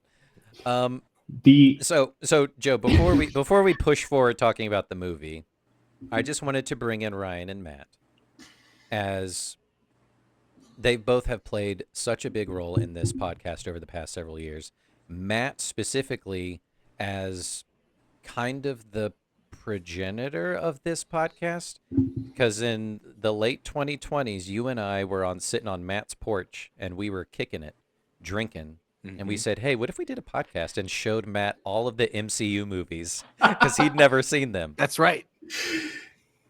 And then kind of we just got the ball rolling from there. And then for a time, Ryan was like, like our social media person, posting updates. Till I and deleted all my meta apps, and then y'all were on your own. Then we were free flying. And then, oh my god! but then also had Ryan on several episodes while Joe was out gallivanting across the world. And then Doing the Joe thing. really I do sang a appreciate song. that. And then our special Bluey episode where Matt came on and we talked about dogs and the Glory. things, and the lorries and the Barbies. Oh my god! One of my favorites. Yeah. But yeah, I think Blue shirt. we're missing a pretty big element here in that Justin and Matt originally broke it down in the studio to get our theme song as well. Oh, that's Mhm. right. yeah. Like, I would like the 6-hour HBO documentary around the making of that theme song. And So unfortunately, we did not cut any content that day in terms of video. So it's going to have to be like reenacted. it's Yeah. all That's even just better. talking That's head. even better. Poorly. Even better, yeah. And it's going to be people who look nothing like Matt or myself. Right. It's talking heads, but you guys are in two clearly different locations because you're feuding. Yeah. Oh yeah. Oh, And no. Talking Heads does the soundtrack for the He's still film. You get David Byrne to play Justin. David Byrne is Justin. He's kind of going wild on the bass in the studio, and Matt is like not feeling it. But at some point, he does break into something that is like beyond both of them creatively, and they both feel that. Yeah, it's a very Beatles-esque kind of moment of McCarthy, and Richard. and Richard Lennon. McCarthy. Jesus Christ. John Lennon. Yeah. Joe McCarthy. Job, my coffee. But yeah, I wanted to bring these two on just to recognize, the the relative enormity that this thing kind of spun out of control over the past 3 years, and the fun that we'd had. And I just wanted them to come on and maybe say some things, and we could say some things back at them. That's beautiful. I mean, that really was going to be part of my notes, is like this whole podcast came out of what was lovingly dubbed just porch hangs with the boys. Yep. And us trying to emulate that feeling on air for the rest of America. We were essentially trying to save America during a time In of great Brussels, stress. right? We had some fans. Shout out we had Brussels. we had a large amount of fans that we continue to have in Brussels. What's going on, Brussels? Yeah. What up, Brussels? they are going to be heartbroken. But these podcast episodes will live on in perpetuity on YouTube, Mhm. as long as that they both shall live. Podcasting, on audio only may not, so that's fine. That's kind of How the many- experiment we're running here. How many episodes happened? Where's the count? We are Listen. at I know 59, I think. I was gonna say Yeah. you said 3 years, but also I don't think we've crested 100 episodes. So No, the official count of episodes that is available on like Spotify or your Apple Podcast app is 59. Right. yeah, There is one episode where we just talked about like the music that Justin had created during our podcast. So it's not really about a specific movie, but there's also 2 episodes that we never released that are about specific movies. So Those are behind the paywall. those are behind the paywall. which we never opened up. It's $1 million a month, and you will get to hear us talk for about 4 hours about Gladiator and Scream. Scream. Yep. Wow. Two Two seminal films. Two unreleased Seminole Nation is on just the film. rambling chaos Yeah. Hey, before they really found their footing. if we could go back and change the name of this podcast, it would be Rambling Chaos, Oh my god, because that has been the thing. it um, really should have been. But yeah, I definitely wanted to recognize Matt for his Kickstarter ability to get this ball rolling, and of course lending us his expertise on cutting that demo, that track, and then coming in for a couple episodes or for an episode. It's been great. And then, of course, Ryan for many years of being a muse for cocktails and in-game ideas. Always fun to like share these movies, of course, with her as we watch these together in preparation. So a lot of times she has like fun things that I didn't pick up on, or fun things that like I'll say in the episode of just like, oh yeah, Ryan had this fun thing to say about this character. But yeah, it's chaos in here. I don't know. I can't be held responsible for anything that comes in or out of my brain. It was always a thought going through this whenever I like made y'all watch a movie. As part of my notes, I was like, what did Ryan think about this? Because I knew she was watching it alongside you the entire time. Yeah. Good time. Beautiful. But yeah, as we go on to bigger and better things, maybe we'll come back around, we'll dust off, and we'll do a 4-way podcast, and we'll just talk about something else entirely. Yeah. But who knows? But I can Matt- bring some sales expertise at that point. Tell us what the if numbers the floor is open, I'll start a roundtable discussion around a center of excellence with a. Matt, Joe asked me if I was on a business trip. Listen. You could be in like a Marriott. That is what I thought. I thought she's like in the chair in some random hotel. She's in the cuck chair. She's in the cuck chair. This is our living room. You have really nice plant behind you, really nice framed picture, really nice lamp. It's all like placed Do you see what very it is? nicely. It's Mordor and the Shire and Rivendell. Yeah. You're in a very specific hotel. Yeah.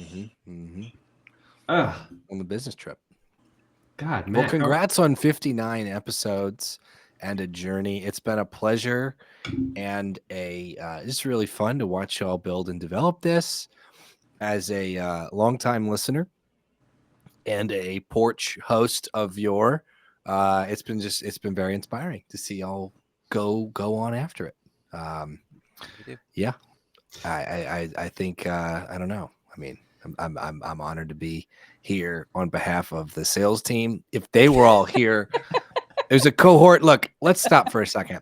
There's a cohort of 18 very dedicated sales and lead gen reps working behind UCU that, it's a humbling experience for me to get to speak on their behalf at this table. And so, we got them pizza, but I get to come here. You don't. Yeah. You don't speak. who's the for real them. winner? You speak because of them. Yeah. Right. Yeah, their victories are your victories. Look, it's service. This job, people. I sat down on a flight next to a young man fresh out of university. He said, "What's it like in sales?" And I said, "It's about service." Are you writing a LinkedIn post right now? It's going to be 4 paragraphs. This is what it taught me about B2B sales. Oh, don't even get me started on B2B. B2B. It's going to be 4 paragraphs. There's going to be 8 bit.ly links at the bottom of it. We're all shout going to out Bitly. like and love it. Like, I love like, subscribe. supporting. I love supporting a post on LinkedIn. Is that one? Yes, is this, me is and like all the my shrug? business ventures. Is there a shrug? All up on the link. The support. It's a hand is- with a heart. Yeah, like you're giving something. Oh, I thought it was like the emoji that's like.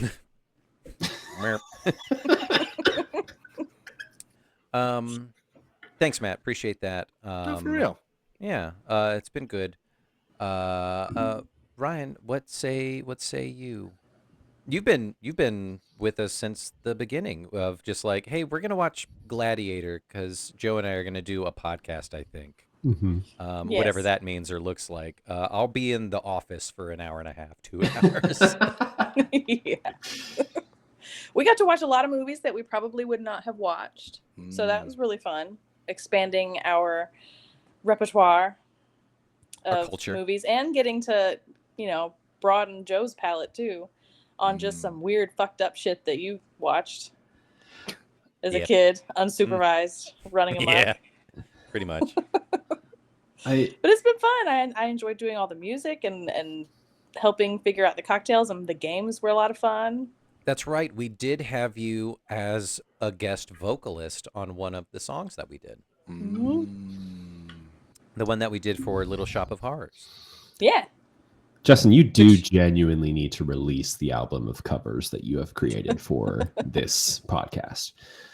Should we like recut all the songs? Yeah, probably. Yeah, we can do Just that. just A new Johnny project. Cash style, go very Just an low acoustic, key. just Yeah. an acoustic and a microphone, a 57. Yes, Matt, let's do it. Let's get the studio time. Hey man, Hey man, you talking about?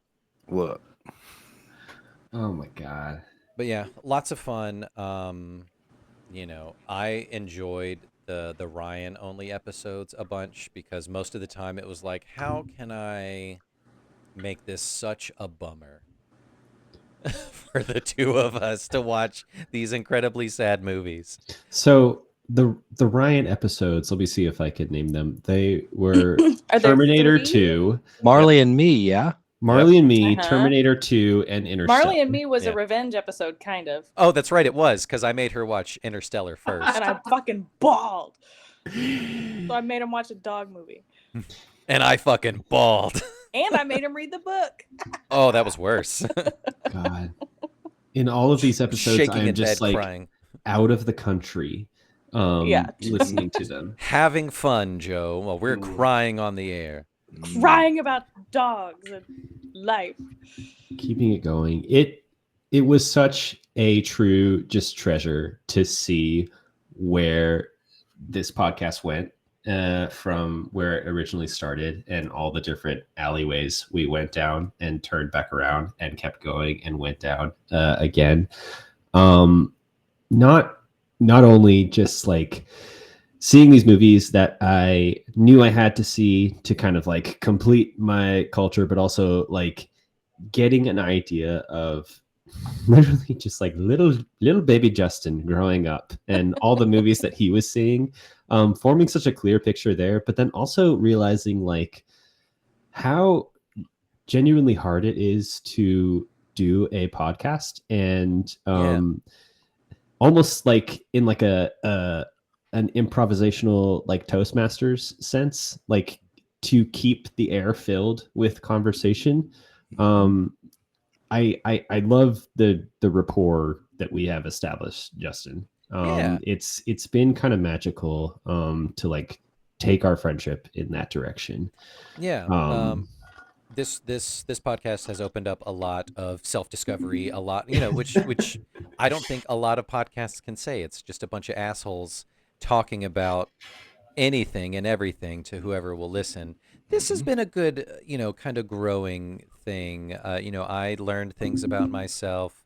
You got me kind of interested in dungeon mastering that we did off a one-off episode that we did. Fucking, um, what was it? Not Gremlins, Krampus, you did the Krampus. DM. Ah, Yep. yeah. Krampus. Yeah, and you were like, you said, Justin, you're really good at this, and I was like, hey, yeah, okay, I'll keep trying this. So like fun things like that, like self-discovery, Wow. fun things like that. Um, He uh, he put me through an entire Dungeons and Dragons mini scenario for our Krampus game. This was the only podcast that I recorded at Justin's house, and this is at like 12:30 in the morning. yeah, Our Be after bedtime. like 1 right. hour and 15 minutes, kind of like a standard bit into the Krampus episode. He's like, yeah, we're gonna do this like quick little mini game. 45 minutes later, I'm like trying to make a decision around like dice and stuff around defeating like the 7th level of hell with Krampus. Wow. It was a lot of fun. But you kept me hooked. Kept you hooked, and it kept me hooked. So thank you. I Also, love that. right? This is how it goes. Another thing I'd be remiss to say is that like this has been a fun parallel journey of like watching like our daughter grow up. We started recording this while she was taking naps. Oh my Back when she God. would take naps. What a Remember, world. remember those days? my Remember dear? those days. Um, She's in school, guys. And now She she's goes in to school. every day. Wow. now she's in It's preschool. wild. It's crazy. And like, we go back and we do the Bob's Burgers episode, and there's one in there where it's about Bob potty training Tina, and we were potty training Jeannie at the time. So that one hit me like a fucking ton of bricks. This podcast has meant a lot to me personally, and I wanted to bring in these people to recognize and say thank you to both of you, Matt and Ryan, our head of sales and our distinguished guest. Much love. Can't do it. I didn't get to Love you, pick dude. my name, so I can't be blamed for it. Ah, Yeah, Justin. I picked it for you. magical. Yeah. That's Um, magical. Yeah. So, all that to say, if you two want to stick around, you're more than welcome. Otherwise, Joe and I can land this plane and finish talking about A League of Their Own. And A Ryan, league of their own. we can go to bed soon. Can't go on much longer. I'll step away, but I'll leave you with this. Mm. Give me 1 second. And then he was gone. Oh, he's Oh, gonna play God. the theme song on ukulele. He's pulling out a ukulele, folks. All right. He wrote lyrics. All right, let's see if I can do this from memory. Ready? Batter up, hear that call. The time has come for one and all to play ball. Oh, we're the members of the All-American League. I've got the whole thing, but you gotta like. We're not You've gonna gotta pay the like money. and subscribe, and you've got to smash all the buttons, and you got to jump the paywall. I'm proud of y'all. $1 million I'm so paywall. proud of y'all. Congrats on 59,000 episodes, So many. and congrats on just the discovery and all the wonderful things it's led to. It's like a chapter of life. It is. I look back very fondly on those porch hangs. Yep. My life's changed a lot since y'all did this. Yeah.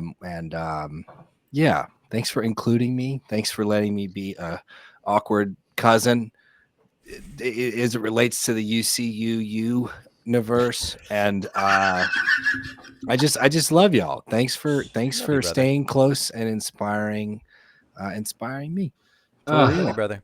Matt, love you so much. Love y'all. And I'm going to go eat the rest of my food Yum. because I got home Okay with it.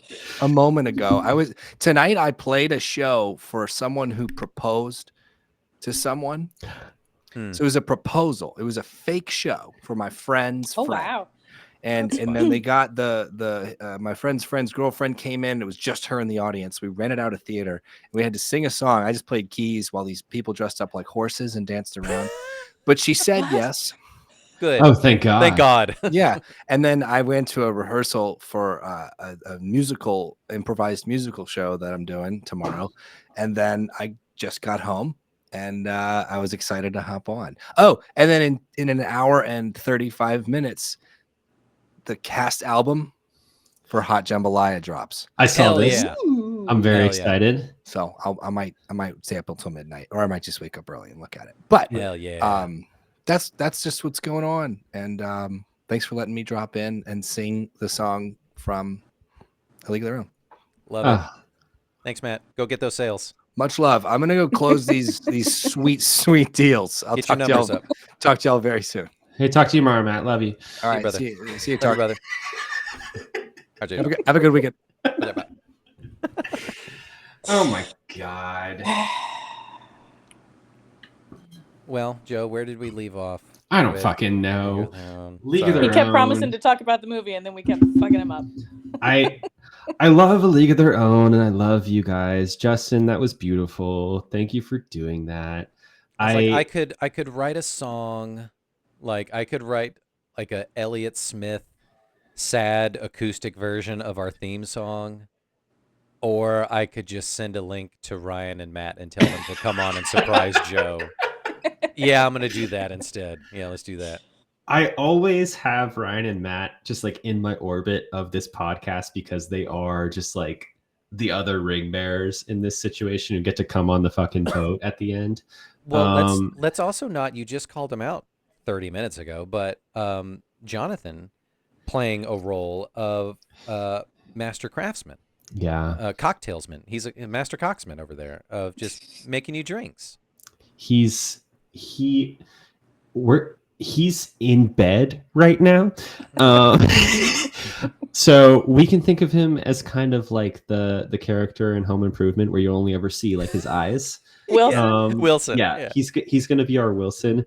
Just know that like he is such a huge part of any preparation that I put into any of these episodes.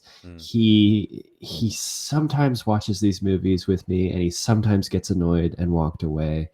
But he has so much like support and enthusiasm for all the stupid shit I do for this podcast. And I love him very much for it. Oh. And so many of like my best ideas when it comes to like cocktails and games and just thoughts over the past 3 years have come from him. I love that.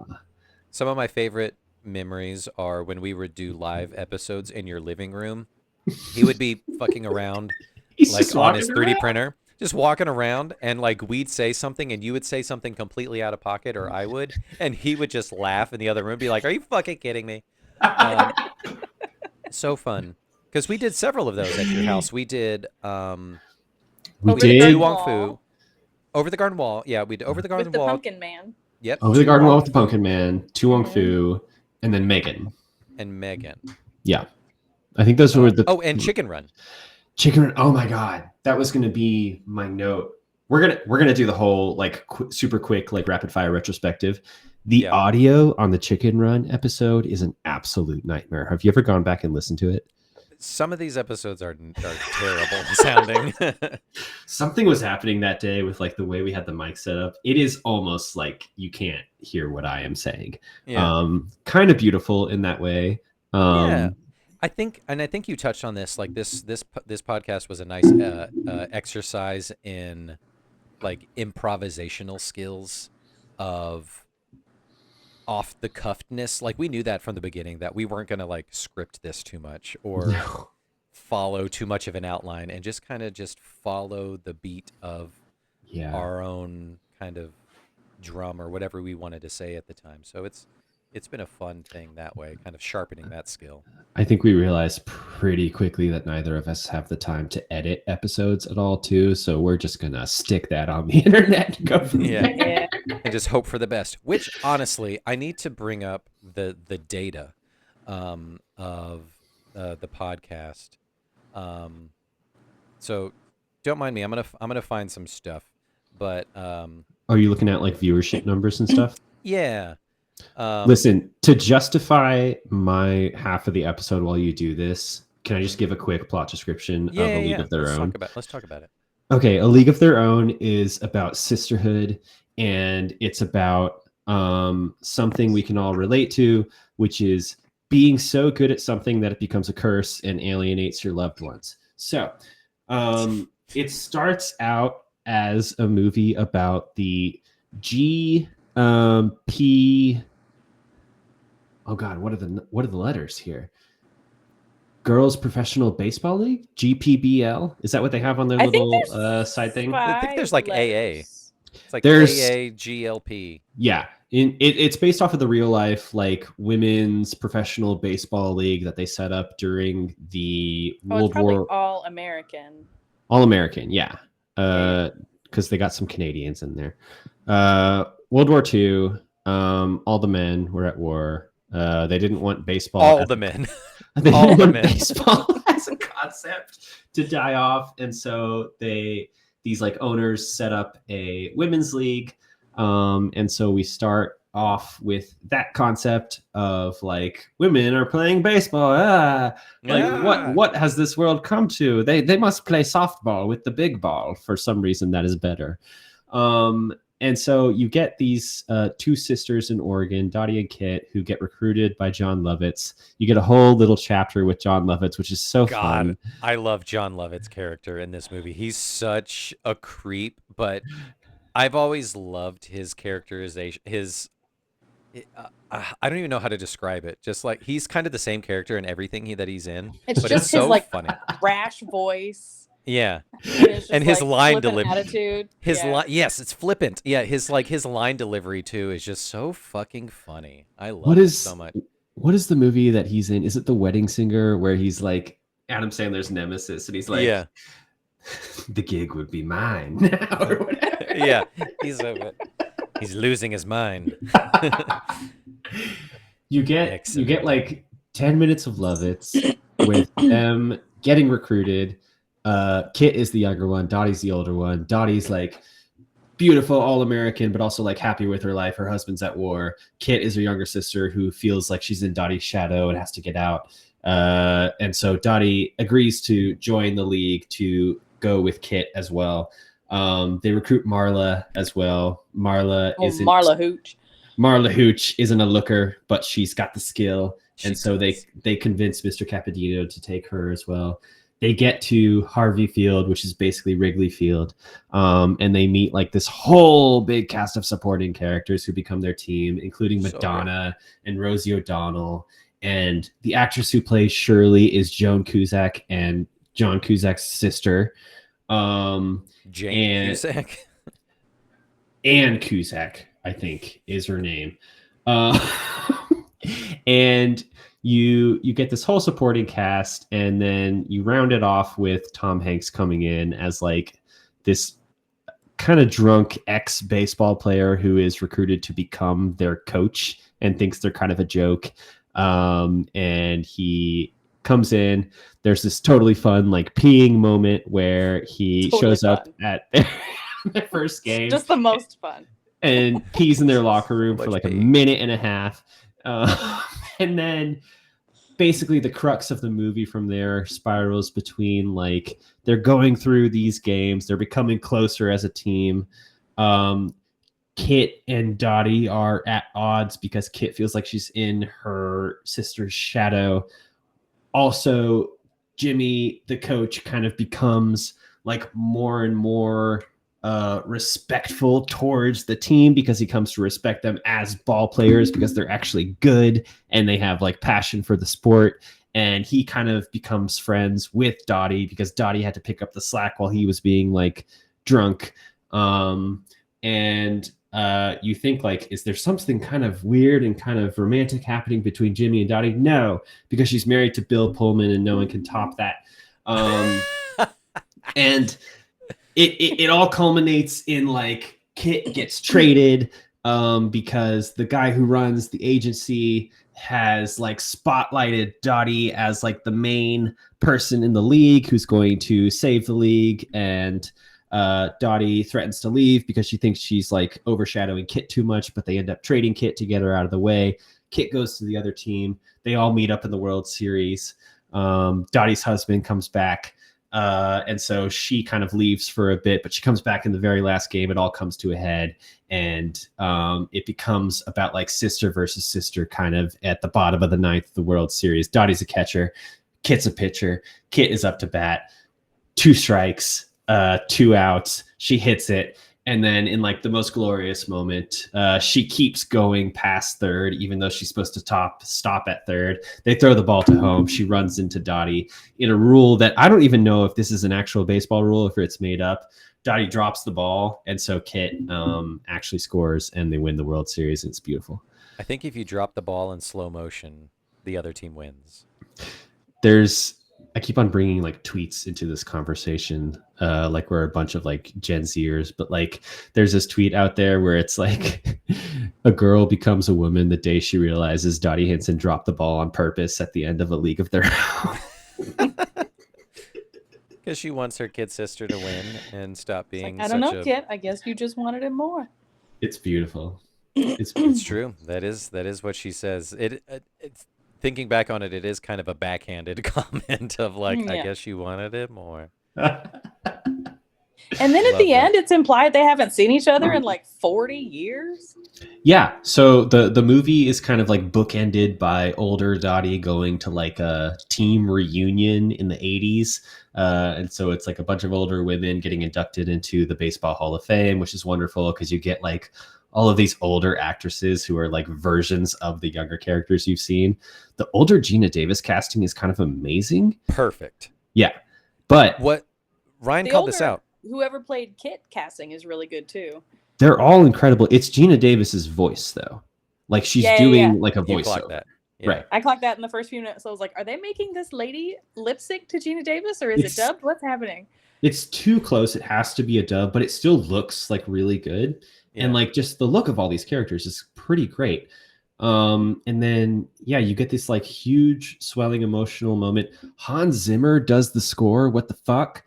And then it's about sisterhood. It's about the price of greatness, and it's all bundled up in this wonderful movie that manages to have stakes and have like emotional depth while also coming off as like a blockbuster comedy drama in a way.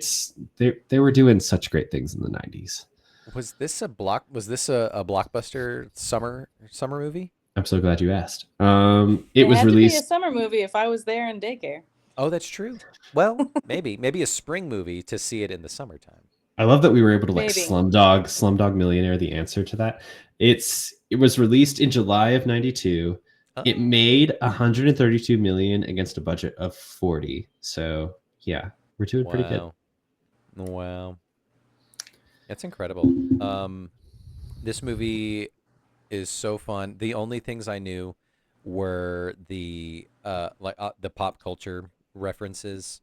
I think I vaguely knew that Madonna was in it, but like I couldn't like picture her in it. And of course, there's no crying in baseball, the iconic line. But I always had the image in my head, or I thought that Tom Hanks was in this, and he was being Tom Hanks. I didn't realize he was a shitty, drunk, chlamydia-ridden monster. Avoid the clap, Jimmy Dugan. That's good advice. Yeah, it's so funny. Which is a fun thing for his character to play. Yeah, you mentioned Hans Zimmer. Hans Zimmer is doing the most. So much. Either the way the download or whatever. Anytime there's like a musical sequence, it's the loudest thing you've ever heard. I mean, it's how do you score the World Series? You do it in these like massive swells as the crowd like rises to their feet. It's incredible. You have to. But yeah, that was a surprise. Hans Zimmer bringing the heat. Penny Marshall directing the shit out of this movie. You have to have Penny Marshall do this kind of movie.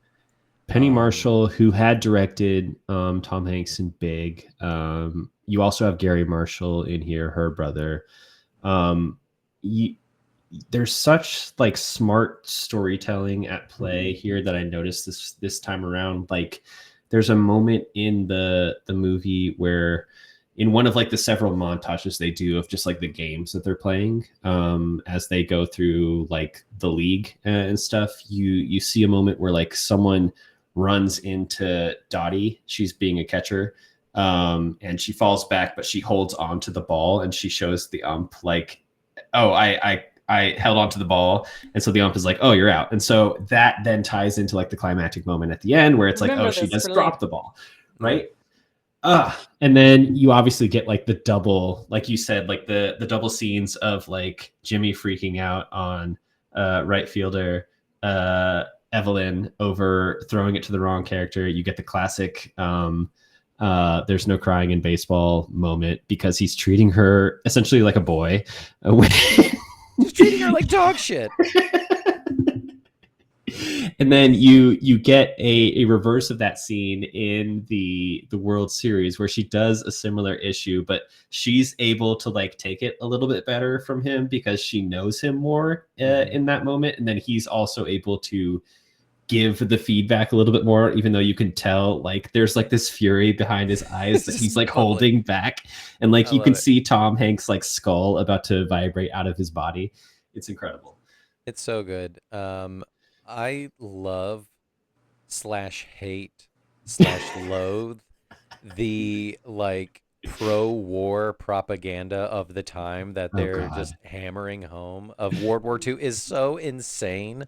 But I think it's so funny at the very beginning of, they're like explaining like spinning up the league and all that kind of stuff. It's like, watch out, like Mr. Hitler. the black and white sequences, yeah. Yeah.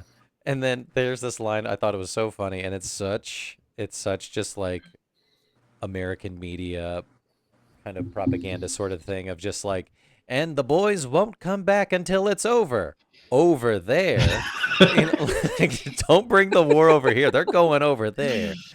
It's so funny. I do love how it uses those like media moments to tell this deeper story in a way. You also get a moment of like the extremely conservative woman doing like a radio broadcast as they're doing tryouts where she's talking about like, oh, when the boys come back from the war, what will they come back to? Women wearing pants and throwing baseballs and stuff like that.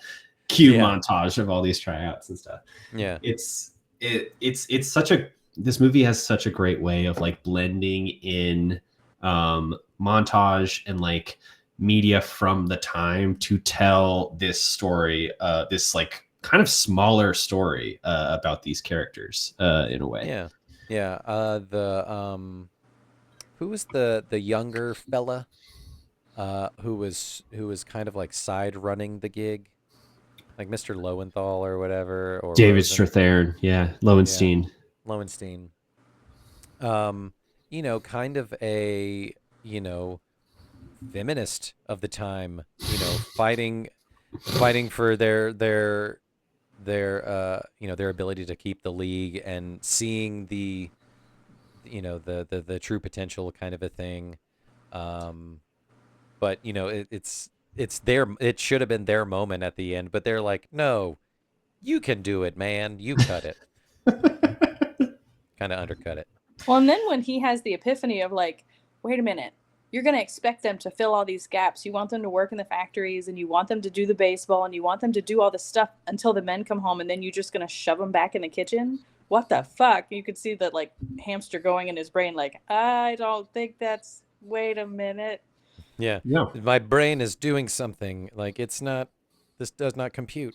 You kind of wonder like how many of these real conversations they had around like, oh, the lines between gender norms were so distinct at the time. What do we do in a time of war when we have to kind of cross over and then switch back immediately after war? It's you're dealing with these incredibly like powerful shifts in things that you're just expecting people to be totally okay with. Just okay with, yeah. Kind of wild. But yeah, I had a good time with this movie. I could feel myself kind of, I could see a route. So we watched this movie over the course of a couple mornings, and evenings. So I could see myself as we started this movie. I was like, oh, I can see myself kind of going two emotional routes about watching this movie. I can project and kind of imagine um, our kid like growing up into this, or like playing sports and all this kind of thing, and like fighting for her and that kind of thing. And I could, that this movie could destroy me by the end, or I could just have a good time with it. So I went the good time route. But I recognized of just like, oh, this movie could like really make me cry because, you know, there's some really strong stuff that shows up in this movie. It is. Um, I'm I'm kind of a sucker for tearjerkers of this variety. Like, sit me down in front of Steel Magnolias, I'll cry every time. There's also it.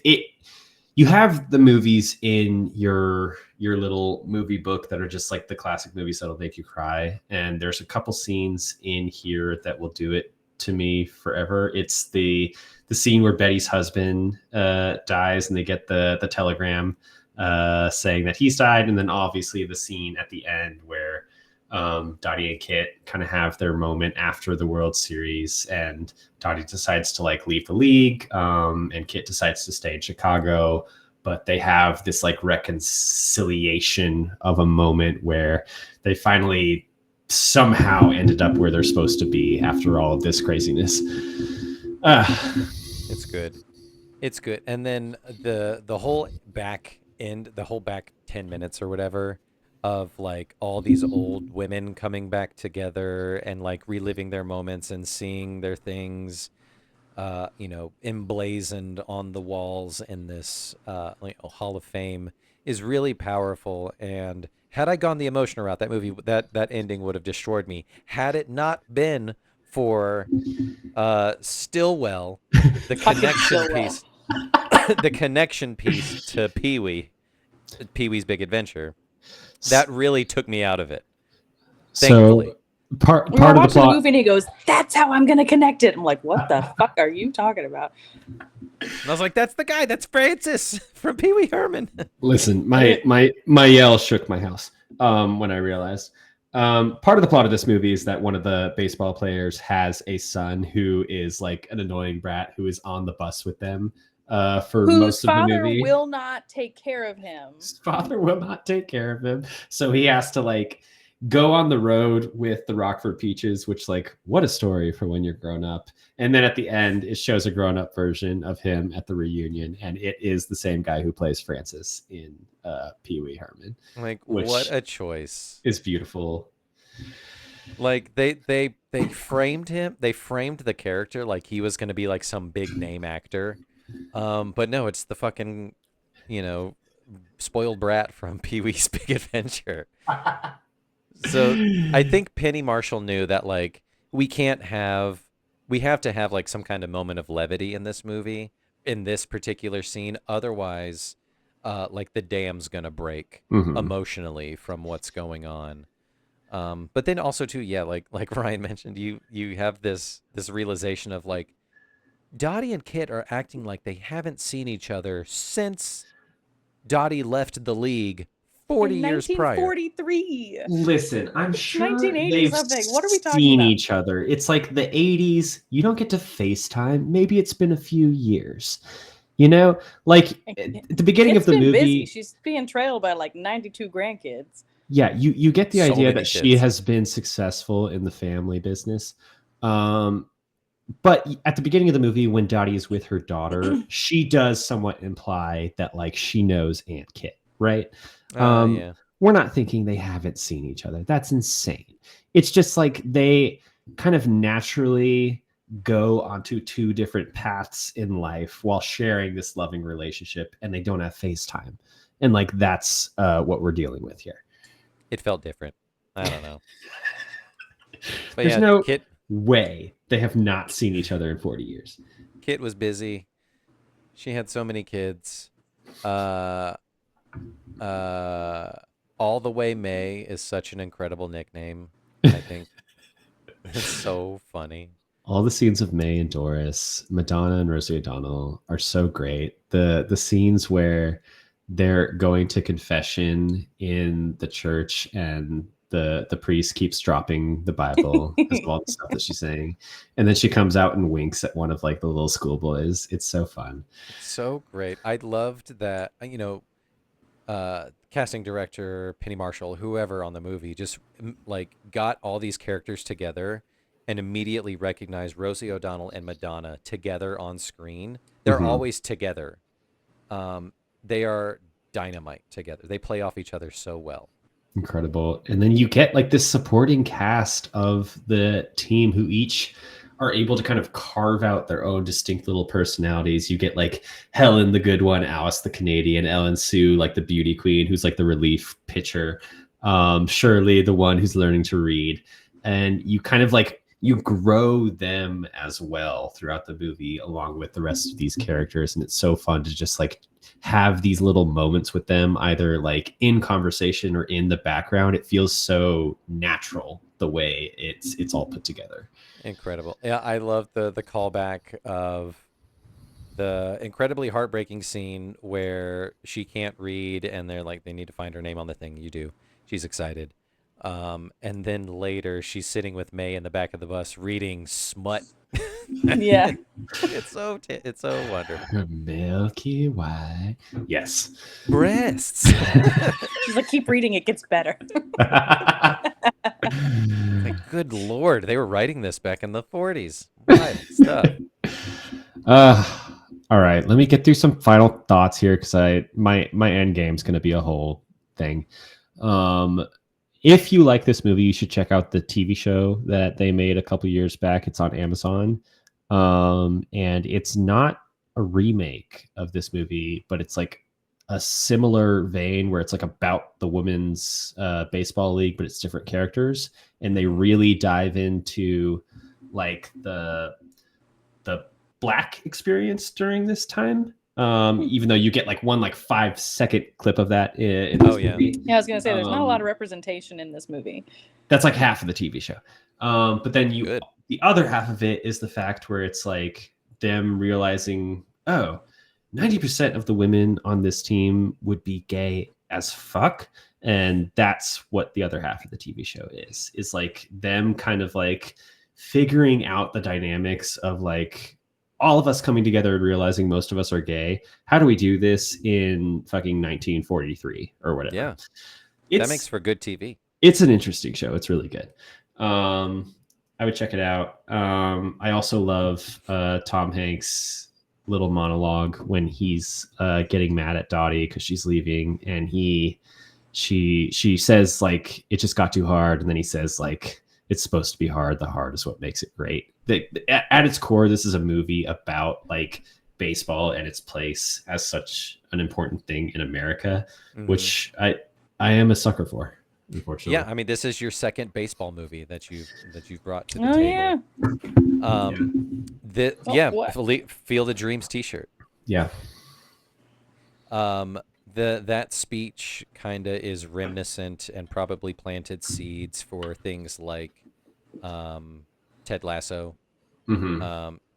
Strong, enigmatic, heady, psychological kind of like coach type of character.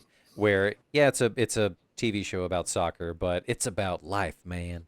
Same kind of a thing of like, if it's hard, or if it wasn't hard, everyone would do it, kind of a thing. All right. Well, let's get through this. I'm kidding. This game's gonna last forever. Are you ready for the game I've come up with for? Oh, I'm gonna run away. I'm gonna go. You're gonna duck out, Ryan. You were not prepared for me to be here for the game. She Ryan, would give all the answers. Thank you so much for coming. This is like incredibly special. I'll see you in a few minutes. Yep, my love. You guys are in the same I'll be house. home from my business meeting. Yeah, for your business trip. Just taking the train. Business trip. Yep, I'll pick you up at the airport.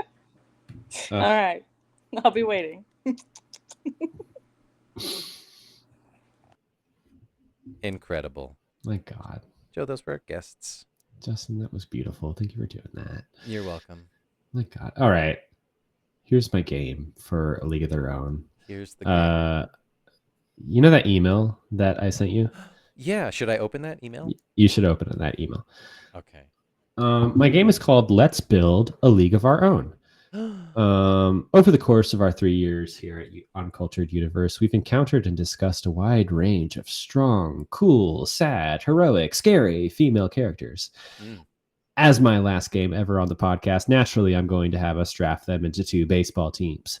Going off of the list of characters I have provided, we're going to take turns picking our team members, filling up 8 positions on the field, as well as, are you listening? One batter. I'm going to give you one batter. Okay. And finally, one manager. Got it? Got it. Once someone is picked, they can't be used anywhere else. So don't use up all your good ones in the first few rounds. Going off of whose line is it anyway rules here, the rules are made up and the points don't matter. Oh my God. However, you do get general cool points if you can justify your pick for each position. Okay. Okay. Are you ready? Yeah. Okay, so you can go first. I'm going to give you a position and a little description of it, and then you just tell me who you'd want to pick for that position. Okay. Got it. Okay, we're going to start with left field. Okay. Of all outfielders, the left fielder often will have the weakest arm, as they generally do not need to throw the ball as far to prevent the advance of any base runners. The left fielder still requires good fielding and catching skills and tends to receive more balls than the right fielder because the right-handed hitters tend to pull the ball into the left field. You got all that? I got it. Okay, who do you want as your left fielder? And take your Let's time. see. I did give you a list of 59 different 59. characters. 59 people. Okay, so a weak left arm, but needs to be able to play really well. I'm gonna give this to let's see. I'm gonna convert this to just like a checkbox list. And I'm gonna pick Amanda Beckett from Can't Hardly Wait. Jennifer Love Hewitt. Probably kind of athletic because she's in high school, but like she doesn't seem very strong, like upper body strength, but she'd be a solid left fielder. Okay, interesting. So Justin picks Amanda Beckett. Let me kind of knock that out on my end. I'll go with my left fielder. I'm gonna pick. Oh, I just had it. Annie Porter from Speed. I think having Sandra Bullock out there in left field, she's not like the strongest character, but she's got a lot of gumption and she's reliable. So I'll have her out there. She's got the gumpsh. Yeah. All right. Let's move on to right field. Of all outfield positions, the right fielder often has the strongest arm because they are the farthest from third base. Right field has developed a reputation in Little League for being a position where weaker players can be, quote unquote, hidden from the action because you don't get a lot of left-handed batters. Yeah. But they do have to throw it farther. I'm gonna go with Meg Mucklebones from Legend. God damn it! I was gonna pick Megan Bucklebones. As right field, you said? Yeah. Yeah. She's got that height. She's got that height advantage. She's gonna be able to huck it clear across the field straight to third base. Okay. I'm gonna go with old Murph from Interstellar because again, she's not gonna be doing a whole lot, but I want that like wisdom on my team. Yeah. You know? I like that you specified old Murph. Well, there's 3 different Murphs. Yeah. Not child Murph. Wait, old like older like old like Ellen Burstyn Murph. Great. I was going to send surprise you. Listen, I was going to send you pictures for all of these, but I ran out of time and I don't think the email would have handled that. That would have taken forever. Just got to make a Google Doc. All right. I should have done that. Center field. The center fielder is the captain of the outfield and has the authority to call off the corner fielders when he or she has a better chance to catch the ball. They must be the outfielder who has the best combination of speed and throwing distance. Who are you going with? I'm going with Gracie Hart from Miss Congeniality. Okay. Field. A little bit of leadership skills there. I see it. 100%. She got those. She whipped those girls into shape for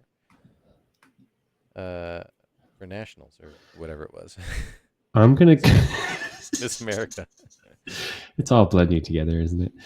I'm gonna go with Audrey 2 from Little Shop of Horrors. I think she's got that reach. She's got multiple arms she can grow, and so I think she's gonna completely suffocate any batters, and you're gonna piss your pants if you're batting against Audrey 2. Yeah. Although she is stationary, she's in a. Depending on her state, she's either in a planter, fixed. I'm counting on the arms being extremely flexible and reach. I'm counting on some reach here. Yeah. And some tentacles. Okay. You got it. Right. Uh-huh. All right. We're getting infield. First base. The first baseman is ideally a tall player who throws left-handed and possesses good flexibility and quick reflexes. This is kind of where I wanted my Meg Mucklebones. Let's see. Solid first. You need a solid first base player. First baseman. I'm going with Auntie Whispers from Over the Garden Wall. She's kind of a squat character now. But she's solid. All she needs is just to like sit there and get that first base hit. Keep her foot on the plate or on the base. She is solid. I'll go with Mia Wallace, Pulp Fiction. She's got those dance moves. I feel like she can be kind of like tapping around the base on and off to tag those people out. Oh, okay, I like it. Do you like how I'm making you like justify these picks on the fly? Oh, I can 100% do it. Yeah. Okay. Second base. The second baseman often possesses quick hands and feet, needs the ability to get rid of the ball quickly, and must be able to make the pivot on a double play. God damn it, this is where I should put Mia Wallace. I'm putting Sarah from Labyrinth here. Okay. Second Talk base. about that. She's young and spry. You need a quick thinking second base player. That's Sarah. Okay. And she handles the Jarrett's balls really well. That's super true. That's super true.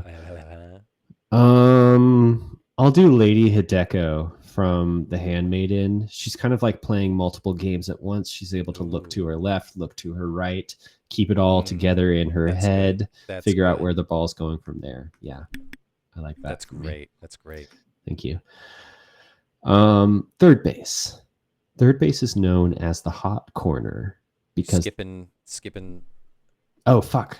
Yes, I am. You're so right. Don't you skip shortstop? Shortstop.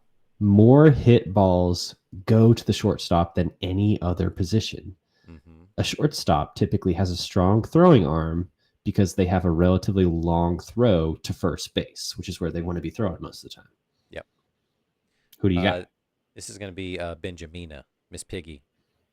That's good. She is fucking fierce, and she would eat up all those balls that are coming straight down the pipe there at second between second and third base. If you're putting Miss Piggy somewhere, it's got to be front and center, so shortstop is the place to go. 100%. The star player is usually a shortstop anyway. So I'm gonna go tie-dye girl from The Parent Trap. She's just got that arm. At the end of the day, you really need that strength. You need that strength. You need that strength. Yeah. Yeah. Okay. I love that. Third base. Now we're back. Third base is known as the hot corner because the third baseman is often the infielder who stands closest to the batter. A third baseman must possess good hand-eye coordination and quick reactions to catch batted balls whose speed can exceed 120 miles per hour. This is going to be. Oh man. No. I'm also looking at the list here. This is gonna be Jenny from Forrest Gump. Explain yourself. Dude, years of heroin and cocaine and AIDS have sharpened her brain. None of that confirmed. Defying modern medicine. depending on which stage that you catch Ginny in. You did not specify. This is her at her most coked up. She's ready to go. All right. I'll let you have that. Yeah. I'm gonna keep it simple. You know, why mess with it? I'll take Sonya Blade, Mortal Kombat. You know, I think she's got the gumption, she's got the athletics, she can handle third base. Yeah. I buy it. Okay. She beat the shit and murdered a guy on the beach. So She shot someone. she Um shot someone.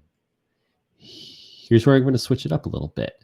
I'm going to give you pitcher and catcher at the same time. The pitcher is often considered the most important player on the defensive side of the game. The catcher can see the whole field and is therefore in the best position to direct and lead the other players in a defensive play. The relationship between pitcher and catcher is so important that some teams select the starting catcher for a particular game based on the starting pitcher. So you're going to pick them both. Pitcher and catcher. Who's pitching? Who's catching? Classic. Classic, Joe. Catcher, I'm putting Claudia. Interesting. From Interview with the Vampire. God, She's got that those- strike zone's the size of a postage stamp. It's so tiny. She's so small. But also she's got that vampiric reflexes and eyes. She can see.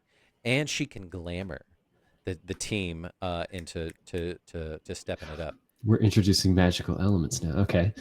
Pitcher, I'm giving this to Chili from Bluey. Oh. Chili has unspoken and spoken tenacity, and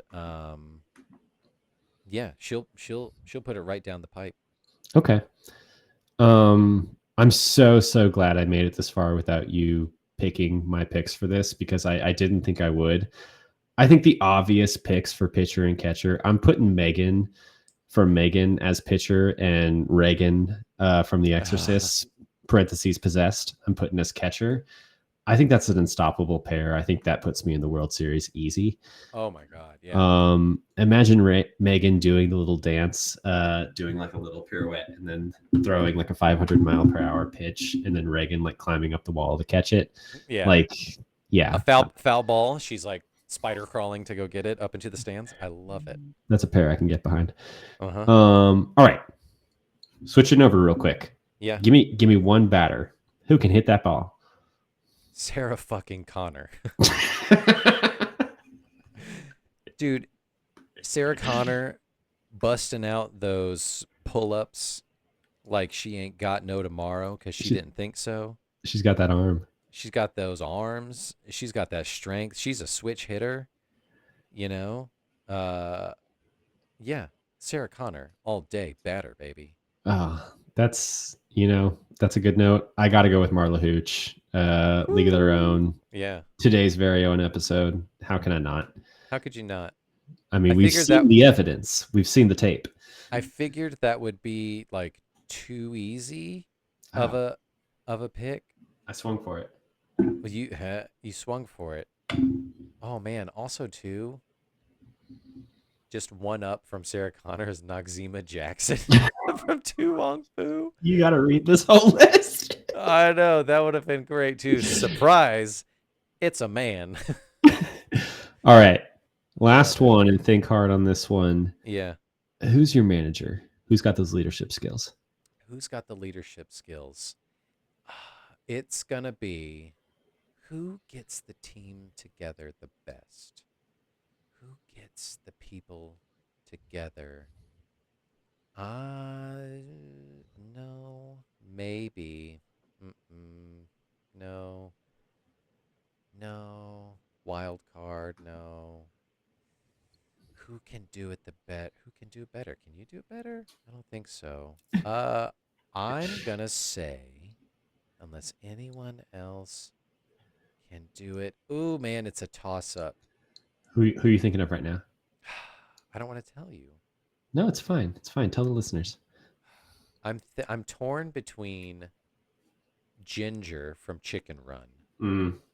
She's Strong contender.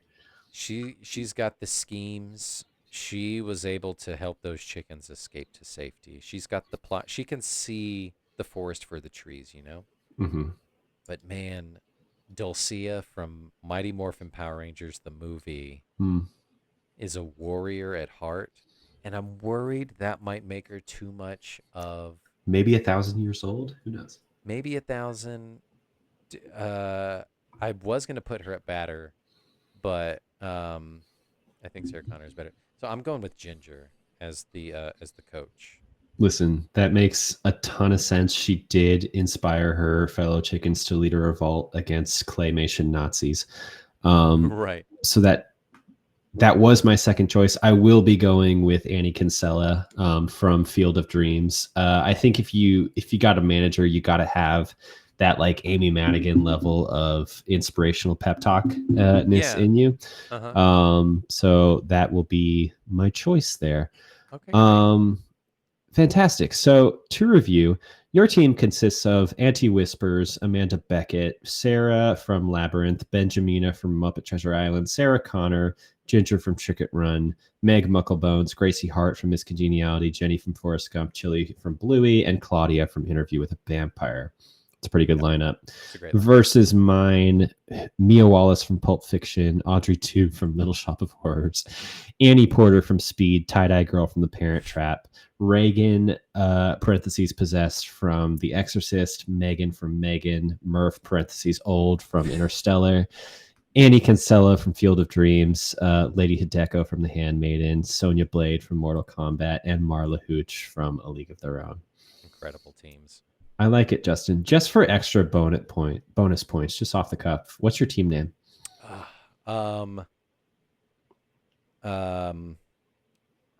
Tight mitts, get the hits. Yep. Ours is just the The go-getters. go get the apples. We're The not as famous as the peaches. No, yep. The Rockford apples. That was Oh, fun. I remember a like a co-ed baseball league from college, and their team name was Hard Bats and Tight Mitts. Real funny. I stole from that. Joe, that's so fun. fantastic. Thank you for playing. Let's build a league of our own. I'm glad we did. We did. All right. Are you ready to shift to like the most rapid fire walk down memory lane we have ever taken? We have ever taken. All right. Yeah, let's jump through there. Let's see. So obviously we spoke of our two hidden episodes, where we were butt babes trying to figure out this episode of or this podcast, talking about Gladiator and Scream. Good times. Need to figure out how to release those. Do you have like the audio files anywhere? I do somewhere. I remember them being very unstructured and like very long. But I did enjoy watching both of them and taking notes as I went. What is this test video from? Oh, it's just a test. I don't know where those videos are. I'll need to find them. They're somewhere. Yeah, they're somewhere. All right. Well, But yeah, technical episode 1 being The Devil Wears Prada. Hell of a way to start. Hell of a way to start. I'm so glad I got to introduce you to the Cerulean monologue and to one of Meryl Streep's finer roles. Yeah, and I keep seeing the shirt pop up everywhere of critiquing her boyfriend's grilled cheese. Mm-hmm. It's so fun. I need to buy it. And Andy's friends and boyfriend are the true villains of that movie. 100%. Little known fact, I'm looking at the YouTube data. The Devil Wears Prada, audio only. Mm-hmm. Most of these are audio only. Has 44,000 views. Do you know why that is, Justin? Because people fucking love Meryl Streep. That, and I think people think it's the movie on YouTube. Yeah. Idiots. Yeah, when we started changing the titles to like being cutesy or whatever, the views go down dramatically, but We will take it.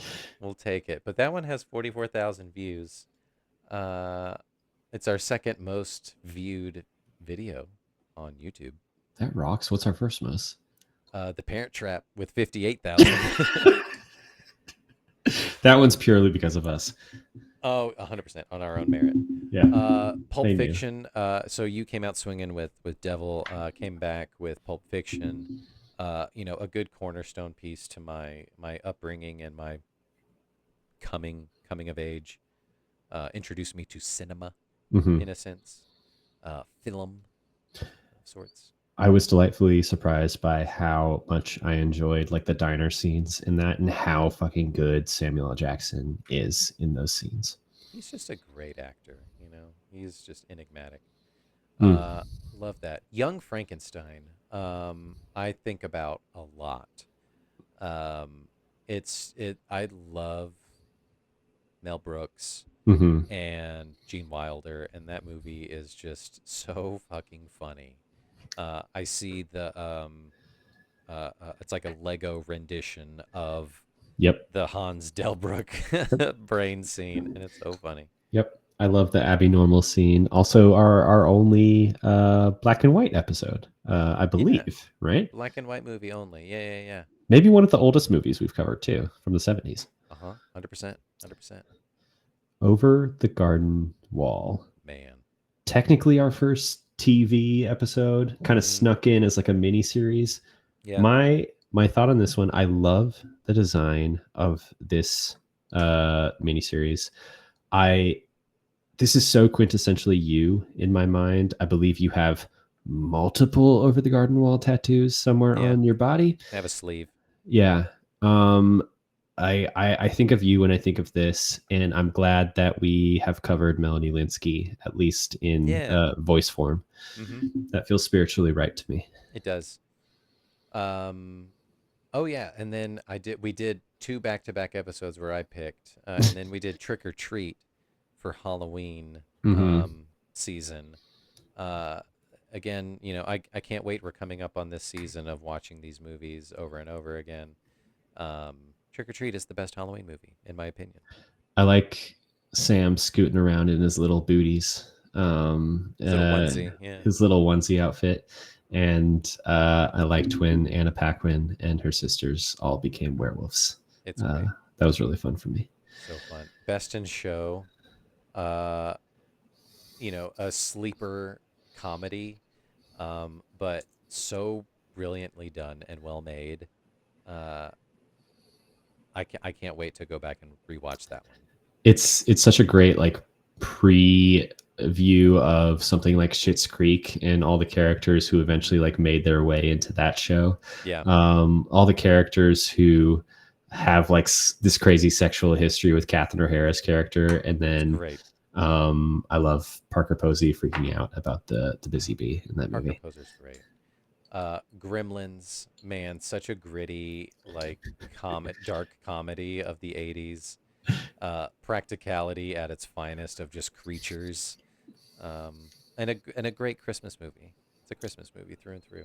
I like the scene where they all take over the bar and seem to kind of like successfully run it, at least like a little bit, For like a little bit. raucously, but like there is a hierarchy in place. There's bartenders, there's people partying. Yeah. People playing games. Yeah. You can imagine there could be a gremlin society if we just got out of their way. Yeah, just let them do their thing. I love it. Christmas Story, a great classic that I had neglected for so long. But I think it's great. I think I can't wait to again rewatch that one.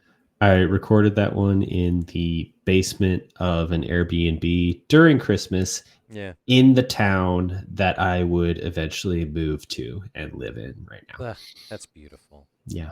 I love that. Can't hardly wait. Can't hardly wait. What is there to say about Can't Hardly Wait? I like Seth Green and the other girl's little moment in the bathroom throughout that movie. Yeah. Should not have been watching this movie when I was 11 years old, 10 or 11 years old. Hmm. But it set me up for what I thought high school was going to be, which definitely wasn't. Yeah. And also a surprise Jason Segel shows up in this movie, which he comes back later. Surprised Jenna Elfman too as Oh like the yeah, angel character. Liked that. that's right. Jenna Elfman, love that. A Bug's Life. Oh my God. If there's more of a movie that's more appropriate to the times that we're living, Wow. wow. We got to defeat those grasshoppers. Gotta just kill those grasshoppers. Classically, Joe's first movie ever saw in That's right. theaters. That's right. That's a canonical event. I love Mm. that one. Lost in Translation, a beautiful movie, a beautiful film. One of the first like quote unquote serious movies that we cover that's like an actual like gap in my like overall human movie Yeah. culture. Uh-huh. I'm glad I've watched it. I like the relationship between Bill Murray and Scarlett Johansson in it. I love that Anna Faris is randomly in it. Yeah. Um, Forgot about that. I love the ending. Oh, the ending is so great. It's iconic. Sophia Coppola, shout out. Hmm. Call us. When Harry Met Sally, holy shit, that movie is so good. This is my classic plane movie. That's a good plane movie. Yeah. I've watched it so many times on so many flights. I love that. Spoiler for later, but Marley and Me is Ryan's travel book. Oh, yeah. She reads that book anytime we travel. So fun. Yeah, surprise hot Billy Crystal. Billy Crystal in this movie. Yeah. So great. Everyone's hot in that movie. Little Shop of Horrors. Man, the musical of magic. Maybe the first movie pick of yours that I genuinely ended up loving, and it surprised me so hard. I didn't know what I was going into this, but one of the songs from that movie became one of the top 5 listened songs on my Spotify of Wrapped. that year. Yeah, because we did that episode in March. Yeah, that's which is amazing. Insane. I love this movie. I love the soundtrack. Yep. Moulin Rouge. That was one of the episodes that we saw at the Plaza Theater in Atlanta. Go Plaza. Go Plaza. Go Plaza.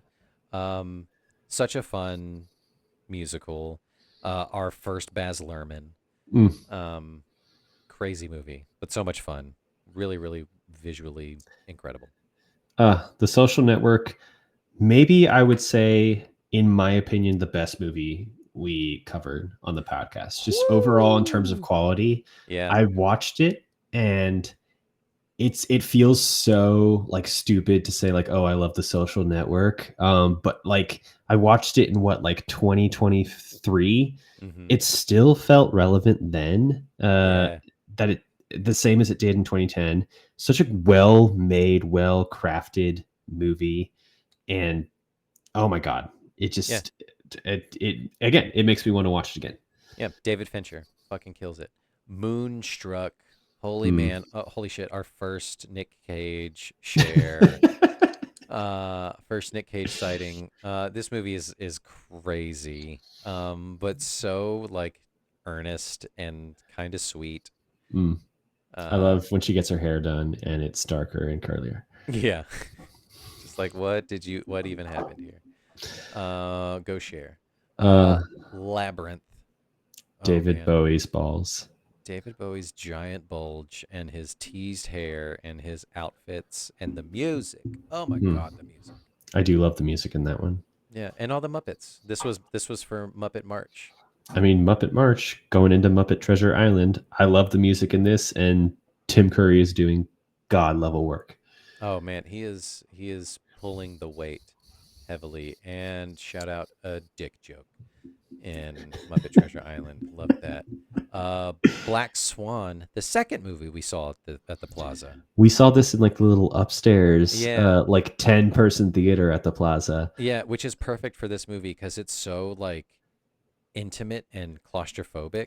I had so much fun. I wasn't expecting it, and I gasped when she was lifted up and like suddenly like accidentally dropped on stage in the movie. Yeah, I love it. It's so good. Surprise lesbian hit.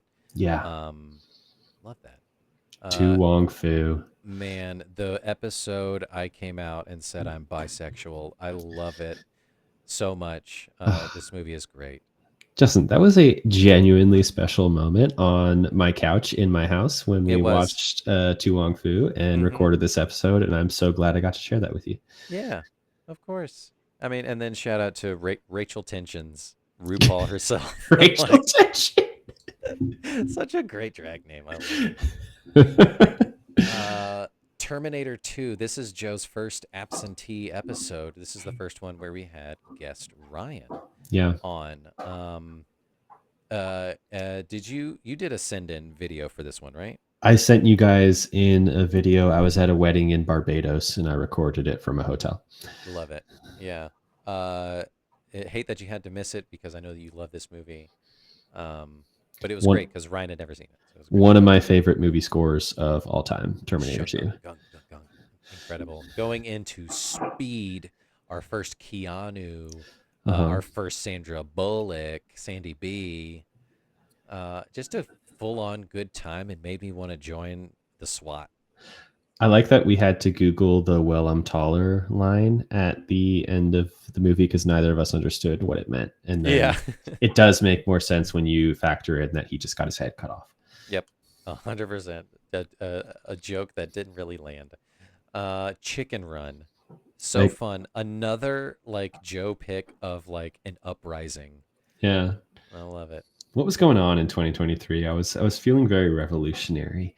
Yeah. Such a classic for my childhood. Please forgive us for the audio on that episode. Just know there was a lot of heart behind it. So much heart and chicken. This was another episode that we recorded at your house. Forgetting Sarah Marshall, I always think of Jonah Hill trying to pick up the plate, and then Jason Segel saying he's not done with it, and then Jonah Hill just saying, "Oh, okay, cool, I'll go fuck myself," and then just walking away. Yeah. Aloha. Yeah, this is our second appearance of Jason Segel, but first appearance of Jason Segel. Dong. Parent Trap. Another movie that we saw at the Plaza. This time we dressed up. Go Plaza. Go us for dressing not in the movie, but I think we both wore just like camp t-shirts that I had from an old Halloween costume. Yep. I think we looked great. We did look great. We were very comfortable. A classic movie. Summer movie flick, which was great. And we were gonna be at the same time as who was gonna be there? Elaine Hendricks. But Meredith from the show was almost at the show that we were going to, but Couldn't make it. I just saw a clip. She's on Dancing with the Stars now, so we can watch her there. Good for her. Yeah. And Topanga too. Good for them. Yeah. Teenage Mutant Ninja Turtles. Man. TURTLE power for sure. Another cornerstone. This was the first like ninja fight movie from my childhood that that I wore out. Love this one so much. This was the first of a very important trilogy. I loved Raphael's little emotional montages in this movie. So good. When they're like randomly on the farm. Incredible. Howl's Moving Castle. This was one of my favorite movies that we've ever covered. Really? Yeah, and it's a Miyazaki film, of course, because it's so gorgeous and beautifully done. The sound, the score, the soundscape, everything is just perfection. It was so strange because like the first time I watched House Moving Castle, I thought it was so boring, and it's only gotten better and better every time I've watched it since, and now it's just like pure comfort movie. And it is a score that I revisit constantly. I love the music in this movie. It's great. We talked about earlier how like Ryan's been on every essentially like a ghost writer on every one of these episodes. As soon as that movie was over, she found like a Calcifer figurine and bought it, and it's still up on a shelf to this day. Wonderful. The Exorcist. We saw this at like some shady ass movie theater. We I-85. I'm pretty sure that movie theater was like an abandoned forest the night before, and it returned to being an abandoned forest as Yeah, soon there was as like we left. there was like no one there. I don't think we gave anyone tickets. I think the doors opened on their own. There was no one else there. It was haunted. So essentially the perfect viewing experience of The Exorcist. 100%. It was great. Megan, another one we watched at your house. The icon, the legend herself, A camp Megan. classic. A camp classic, so good. The dancing, the snarkiness, the cuntiness. I haven't seen the sequel, but Jonathan has, and he says it's fun. Oh, cool, good. I heard it's terrible, but that's fine. Maybe that's the point. Maybe that's the point. Eternal Sunshine of the Spotless Mind. Jim, our first Jim Carrey. First Jim Carrey. First Man, Kirsten Dunst, maybe. First Kirsten Dunst. That's right. Yeah, first appearance of Kirsten Dunst. Kind of a bummer of a movie, but a fun, heady, psychological trip. Yeah, I loved the way this one ended. Yeah, there's kind of so many mark. ways this goes. Yeah. Love that. Interstellar, another one that you missed out on because you were traveling the world, and this was how can I bum out my partner in the most heinous way possible? I'm gonna show her Interstellar. I fucking love Interstellar. God, Interstellar is like such a great movie, and it's such a film bro thing to say, but like, god damn it, that movie is like so good.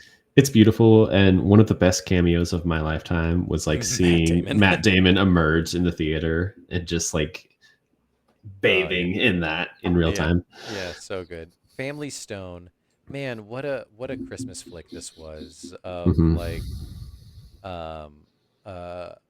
Sarah Jessica Parker being just the worst. I think this was a classic Joe episode where like my game for you was like listing out all the reasons why these characters should go to jail. Yeah. I love this movie so much. Oh yeah, this was the first appearance of Should They Go to Jail? The game that we played. That was great. Family Stone. Krampus, another cornerstone of like one of my favorite horror movies. It's a Christmas movie, but it's so kitschy and over the top. I like how like dark this movie ends up being. I really loved how much you went for it with the Dungeons and Dragons game in this episode, which constitutes maybe like half of this episode if you listen to it. Yeah. And I like Krampus's gross little face when he reveals it. He does have a gross face. Like, yeah. Fuck that guy. Legend. Another Tim Carrey appearance as Darkness, the devil incarnate. So sexy as a character. I ended up loving the look of this movie. Every scene of it looks like some sort of like gauzy painting. Yeah. It's beautiful, and the acting is like cheesy but fun. Hang on, we skipped Three Musketeers. Which we did. I love the song associated with it. Man, yeah, the Rod Sting, Stewart, Rod Stewart, and Bryan Adams. Yeah, that song fucking rules. That episode got us our second ding, I think, on our YouTube for reusing unlicensed. Have we gotten dings on YouTube? Oh hell yeah! Oh my god! Remember when we used to play trailers at the beginning of episodes? Yeah, we got dinged a couple times. Oh yeah. Well, anyway, that's another Tim Curry. So anyway, that's another Tim Curry. We've kind of got a Tim Curry trilogy going. Strictly Ballroom. I love it. Strictly Ballroom was like a surprise delight for me. Yeah. You described it to me, and I was like, I don't think I'm gonna like this. But at the end, I was like, oh, this movie like fucking rules. I kind of love it. It taps into this like weird but beautiful like 90s Australian tacky culture that you can also see in something like Muriel's Wedding. Love that movie. Yeah. Our second Baz Luhrmann, and then followed by our third to close up the Red Curtain trilogy, Romeo plus Juliet. I can't believe it took me so long to watch this one, and I was particularly blown away by not the balcony scene, but the scene where they're at the party and they're going just like in and out of the elevator and things just like happening all around them, and like Desiree's kind of swelling. Like it's such a mixture of all the maximalist stuff that Baz is so good at, Yeah. but there's such like a muted soundscape to it Mhm. that is kind of beautiful. Yeah. It's It a took me great by scene. surprise. It's a great scene. Ooh, 1917. Also another surprise one. I'd like kind of knew about it, but I didn't know that it was like a one-shot movie. Hmm. Just incredibly blown away by it. The cinematography, the sheer artistry that took place to make it seem seamless. Hmm. Easily one of the one of the better made movies, best made movies on this list. We love a Deacons. Yet Love a another Deacons. score that I revisit. The score for 1917. Oof. It's one of the rare movies that I watched just like a couple times in a row in theaters, just because like it's such an incredible theater experience. Oh God, yeah, that would be. I would love to see that in theaters. Mm. Great. Speaking of Deacons, The Big Lebowski, man, this movie is just is just like such a cool like. If it comes on TV, you just gotta watch it because it's so fun.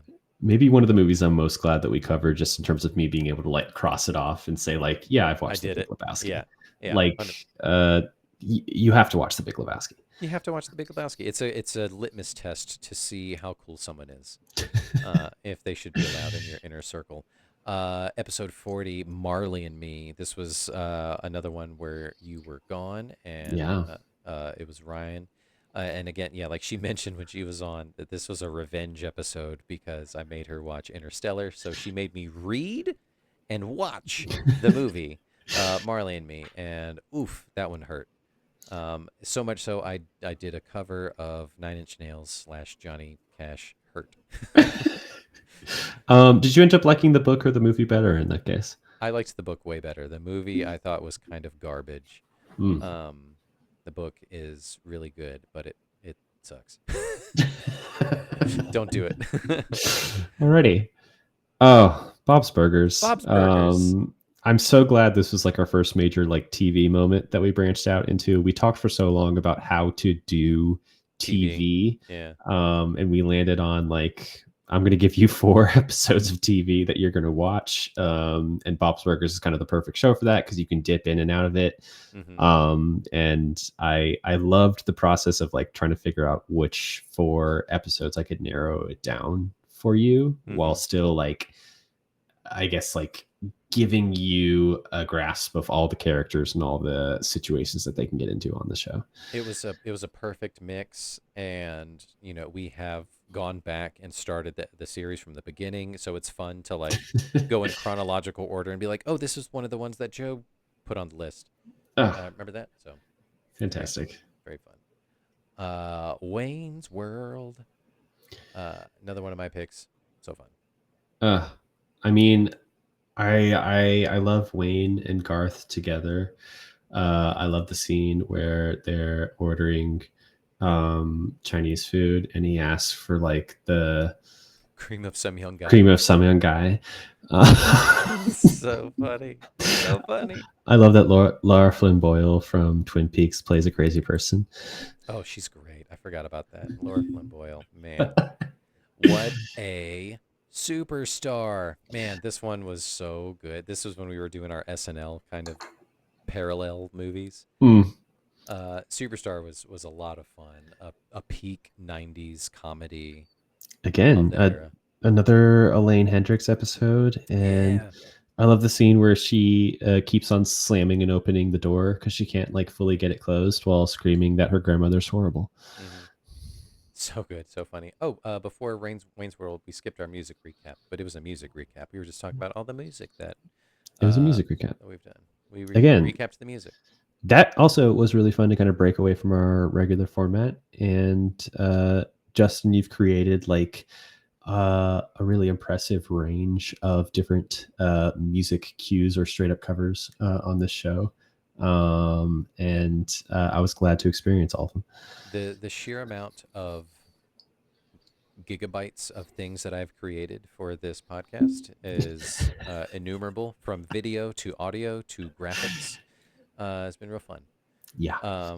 Super Troopers, kind of like a fun, ridiculous stoner comedy, which famously did not hit for Joe. I think this is the low point of the list for me. However, I do like the scene where he's just like guzzling the syrup from the bottle. Yep. And I like all the times that they pull over people and play pranks on them. Yeah. It's just like, man, that's what cops used to be like, you know? We used to be a country. We used to be a civilized country. Miss Congeniality. Man, what a fun one that was. Just remember to sing. Yeah, Solar plex, instep, nose, groin. Yep. That's how you do. Our first Shatner Mm-hmm. and our second Sandy B. Our first Shatner.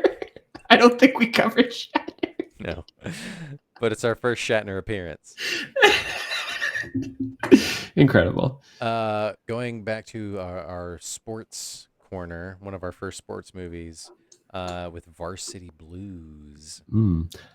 Again, another movie that I probably watched a little too young. I recall kind of being delightfully surprised by this one. I thought it's it was got some good heart. Yeah. I liked the music. I liked the characters. I liked the guy's little brother who's like exploring different religions in the background while all the story is That's happening. right. He started like a cult by the end. It's so fun. Field of Dreams, our first baseball movie. Joe loves baseball, ladies and gentlemen. I just can't help it. Yeah, this one, again, of like this, like you said, it's a good like checkbox ticker of like, hey, I finally saw Field of Dreams. And you know, it's a really good one. It's a good, heartfelt, good story. I love James Earl Jones in James it, Earl Jones is and great. I love when his wife rallies the crowd at the PTA meeting. Oh, that's right. Talks about fascism and stuff like that. It's crazy. Incredible. Forrest Gump. This was just one that I picked that we had both seen, but it was like, it's one of my favorite movies ever. So that was fun to kind of, again, break away and kind of just talk about a movie. Is this our first Hanks? No. Yeah. Yes? It's our first Hanks. Wow, it took us that long First Hanks to sighting. I know. cover Hanks. First Hanks sighting. I mean, following that up with like one of my foundational movies, which Little Women. Little Women. They're so tiny.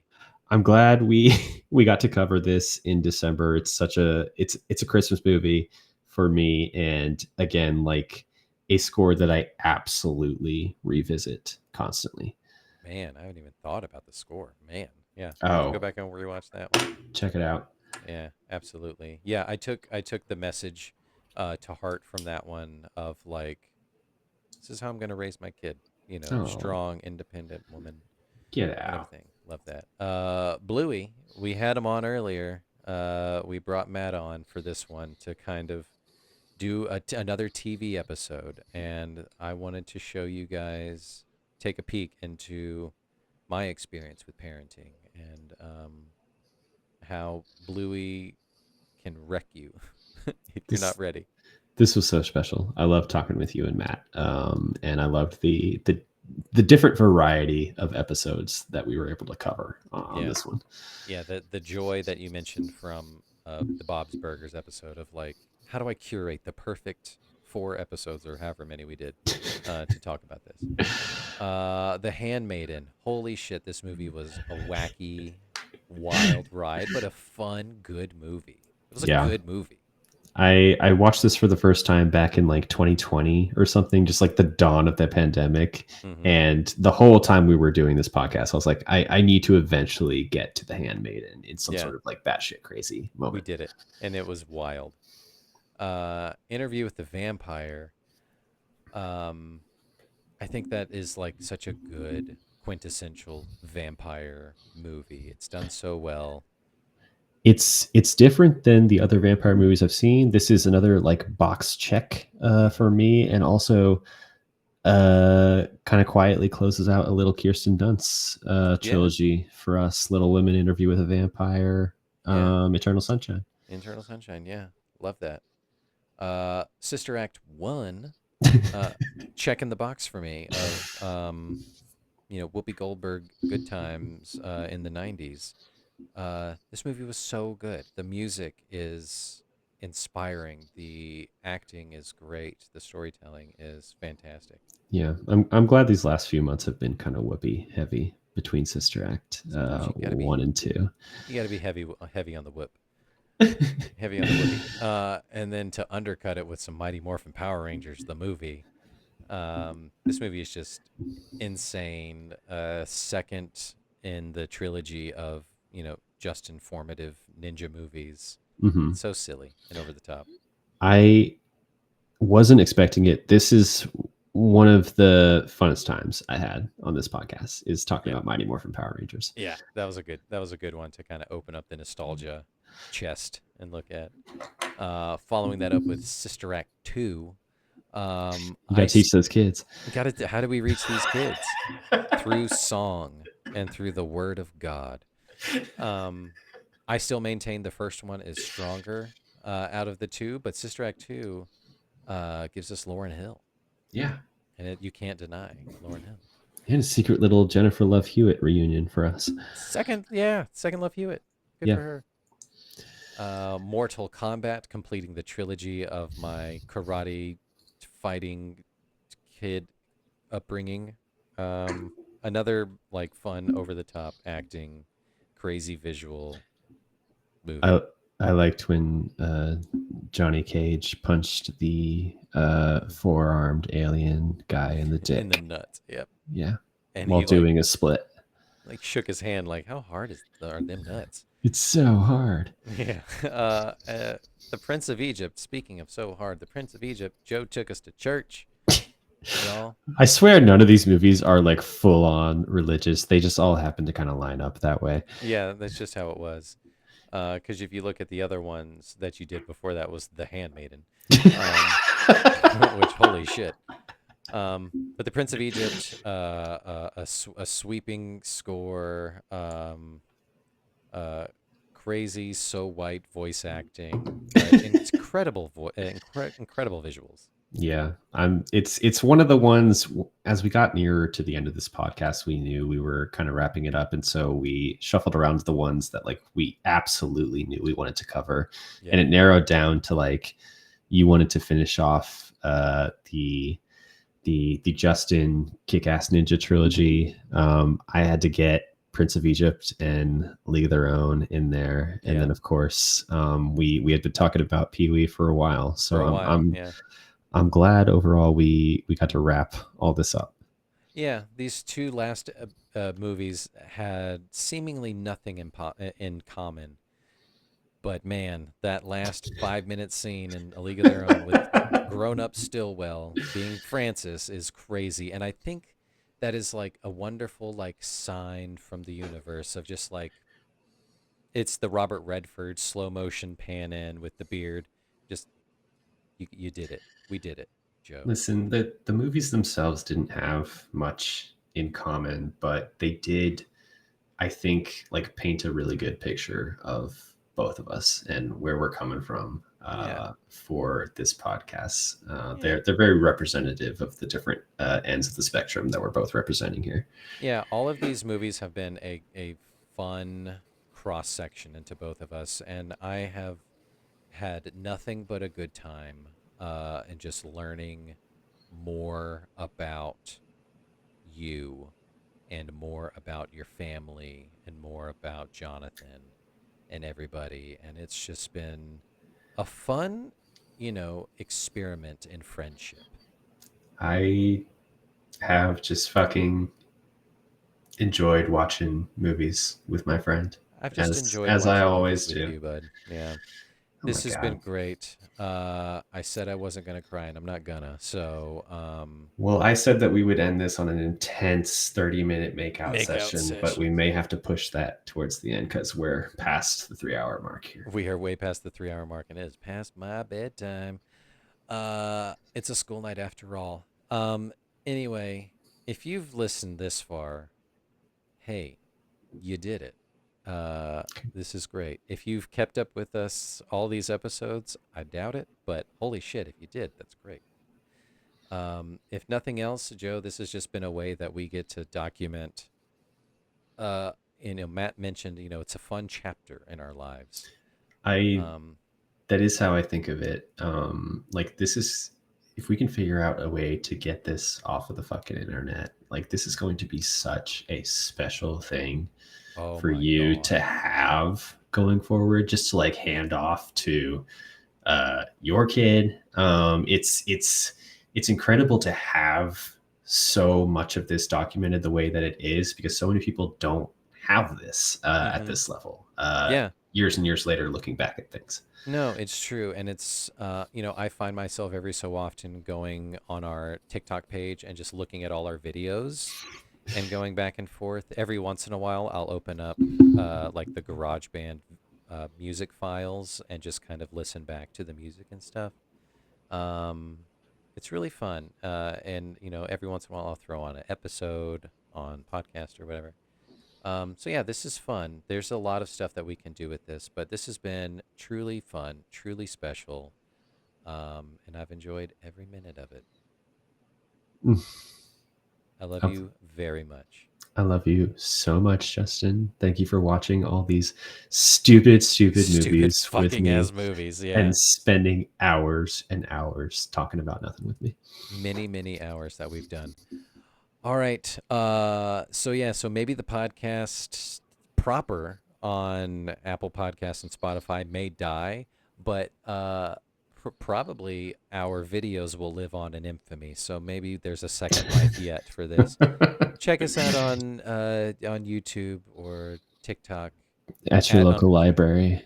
at your local library. I'm gonna make copies. I'm gonna burn DVDs and I'm gonna put them like just stick them in. We're gonna do this guerrilla style. Yeah. We'll do that. This has been a fun. This is Uncultured Universe signing off. See ya. Bye.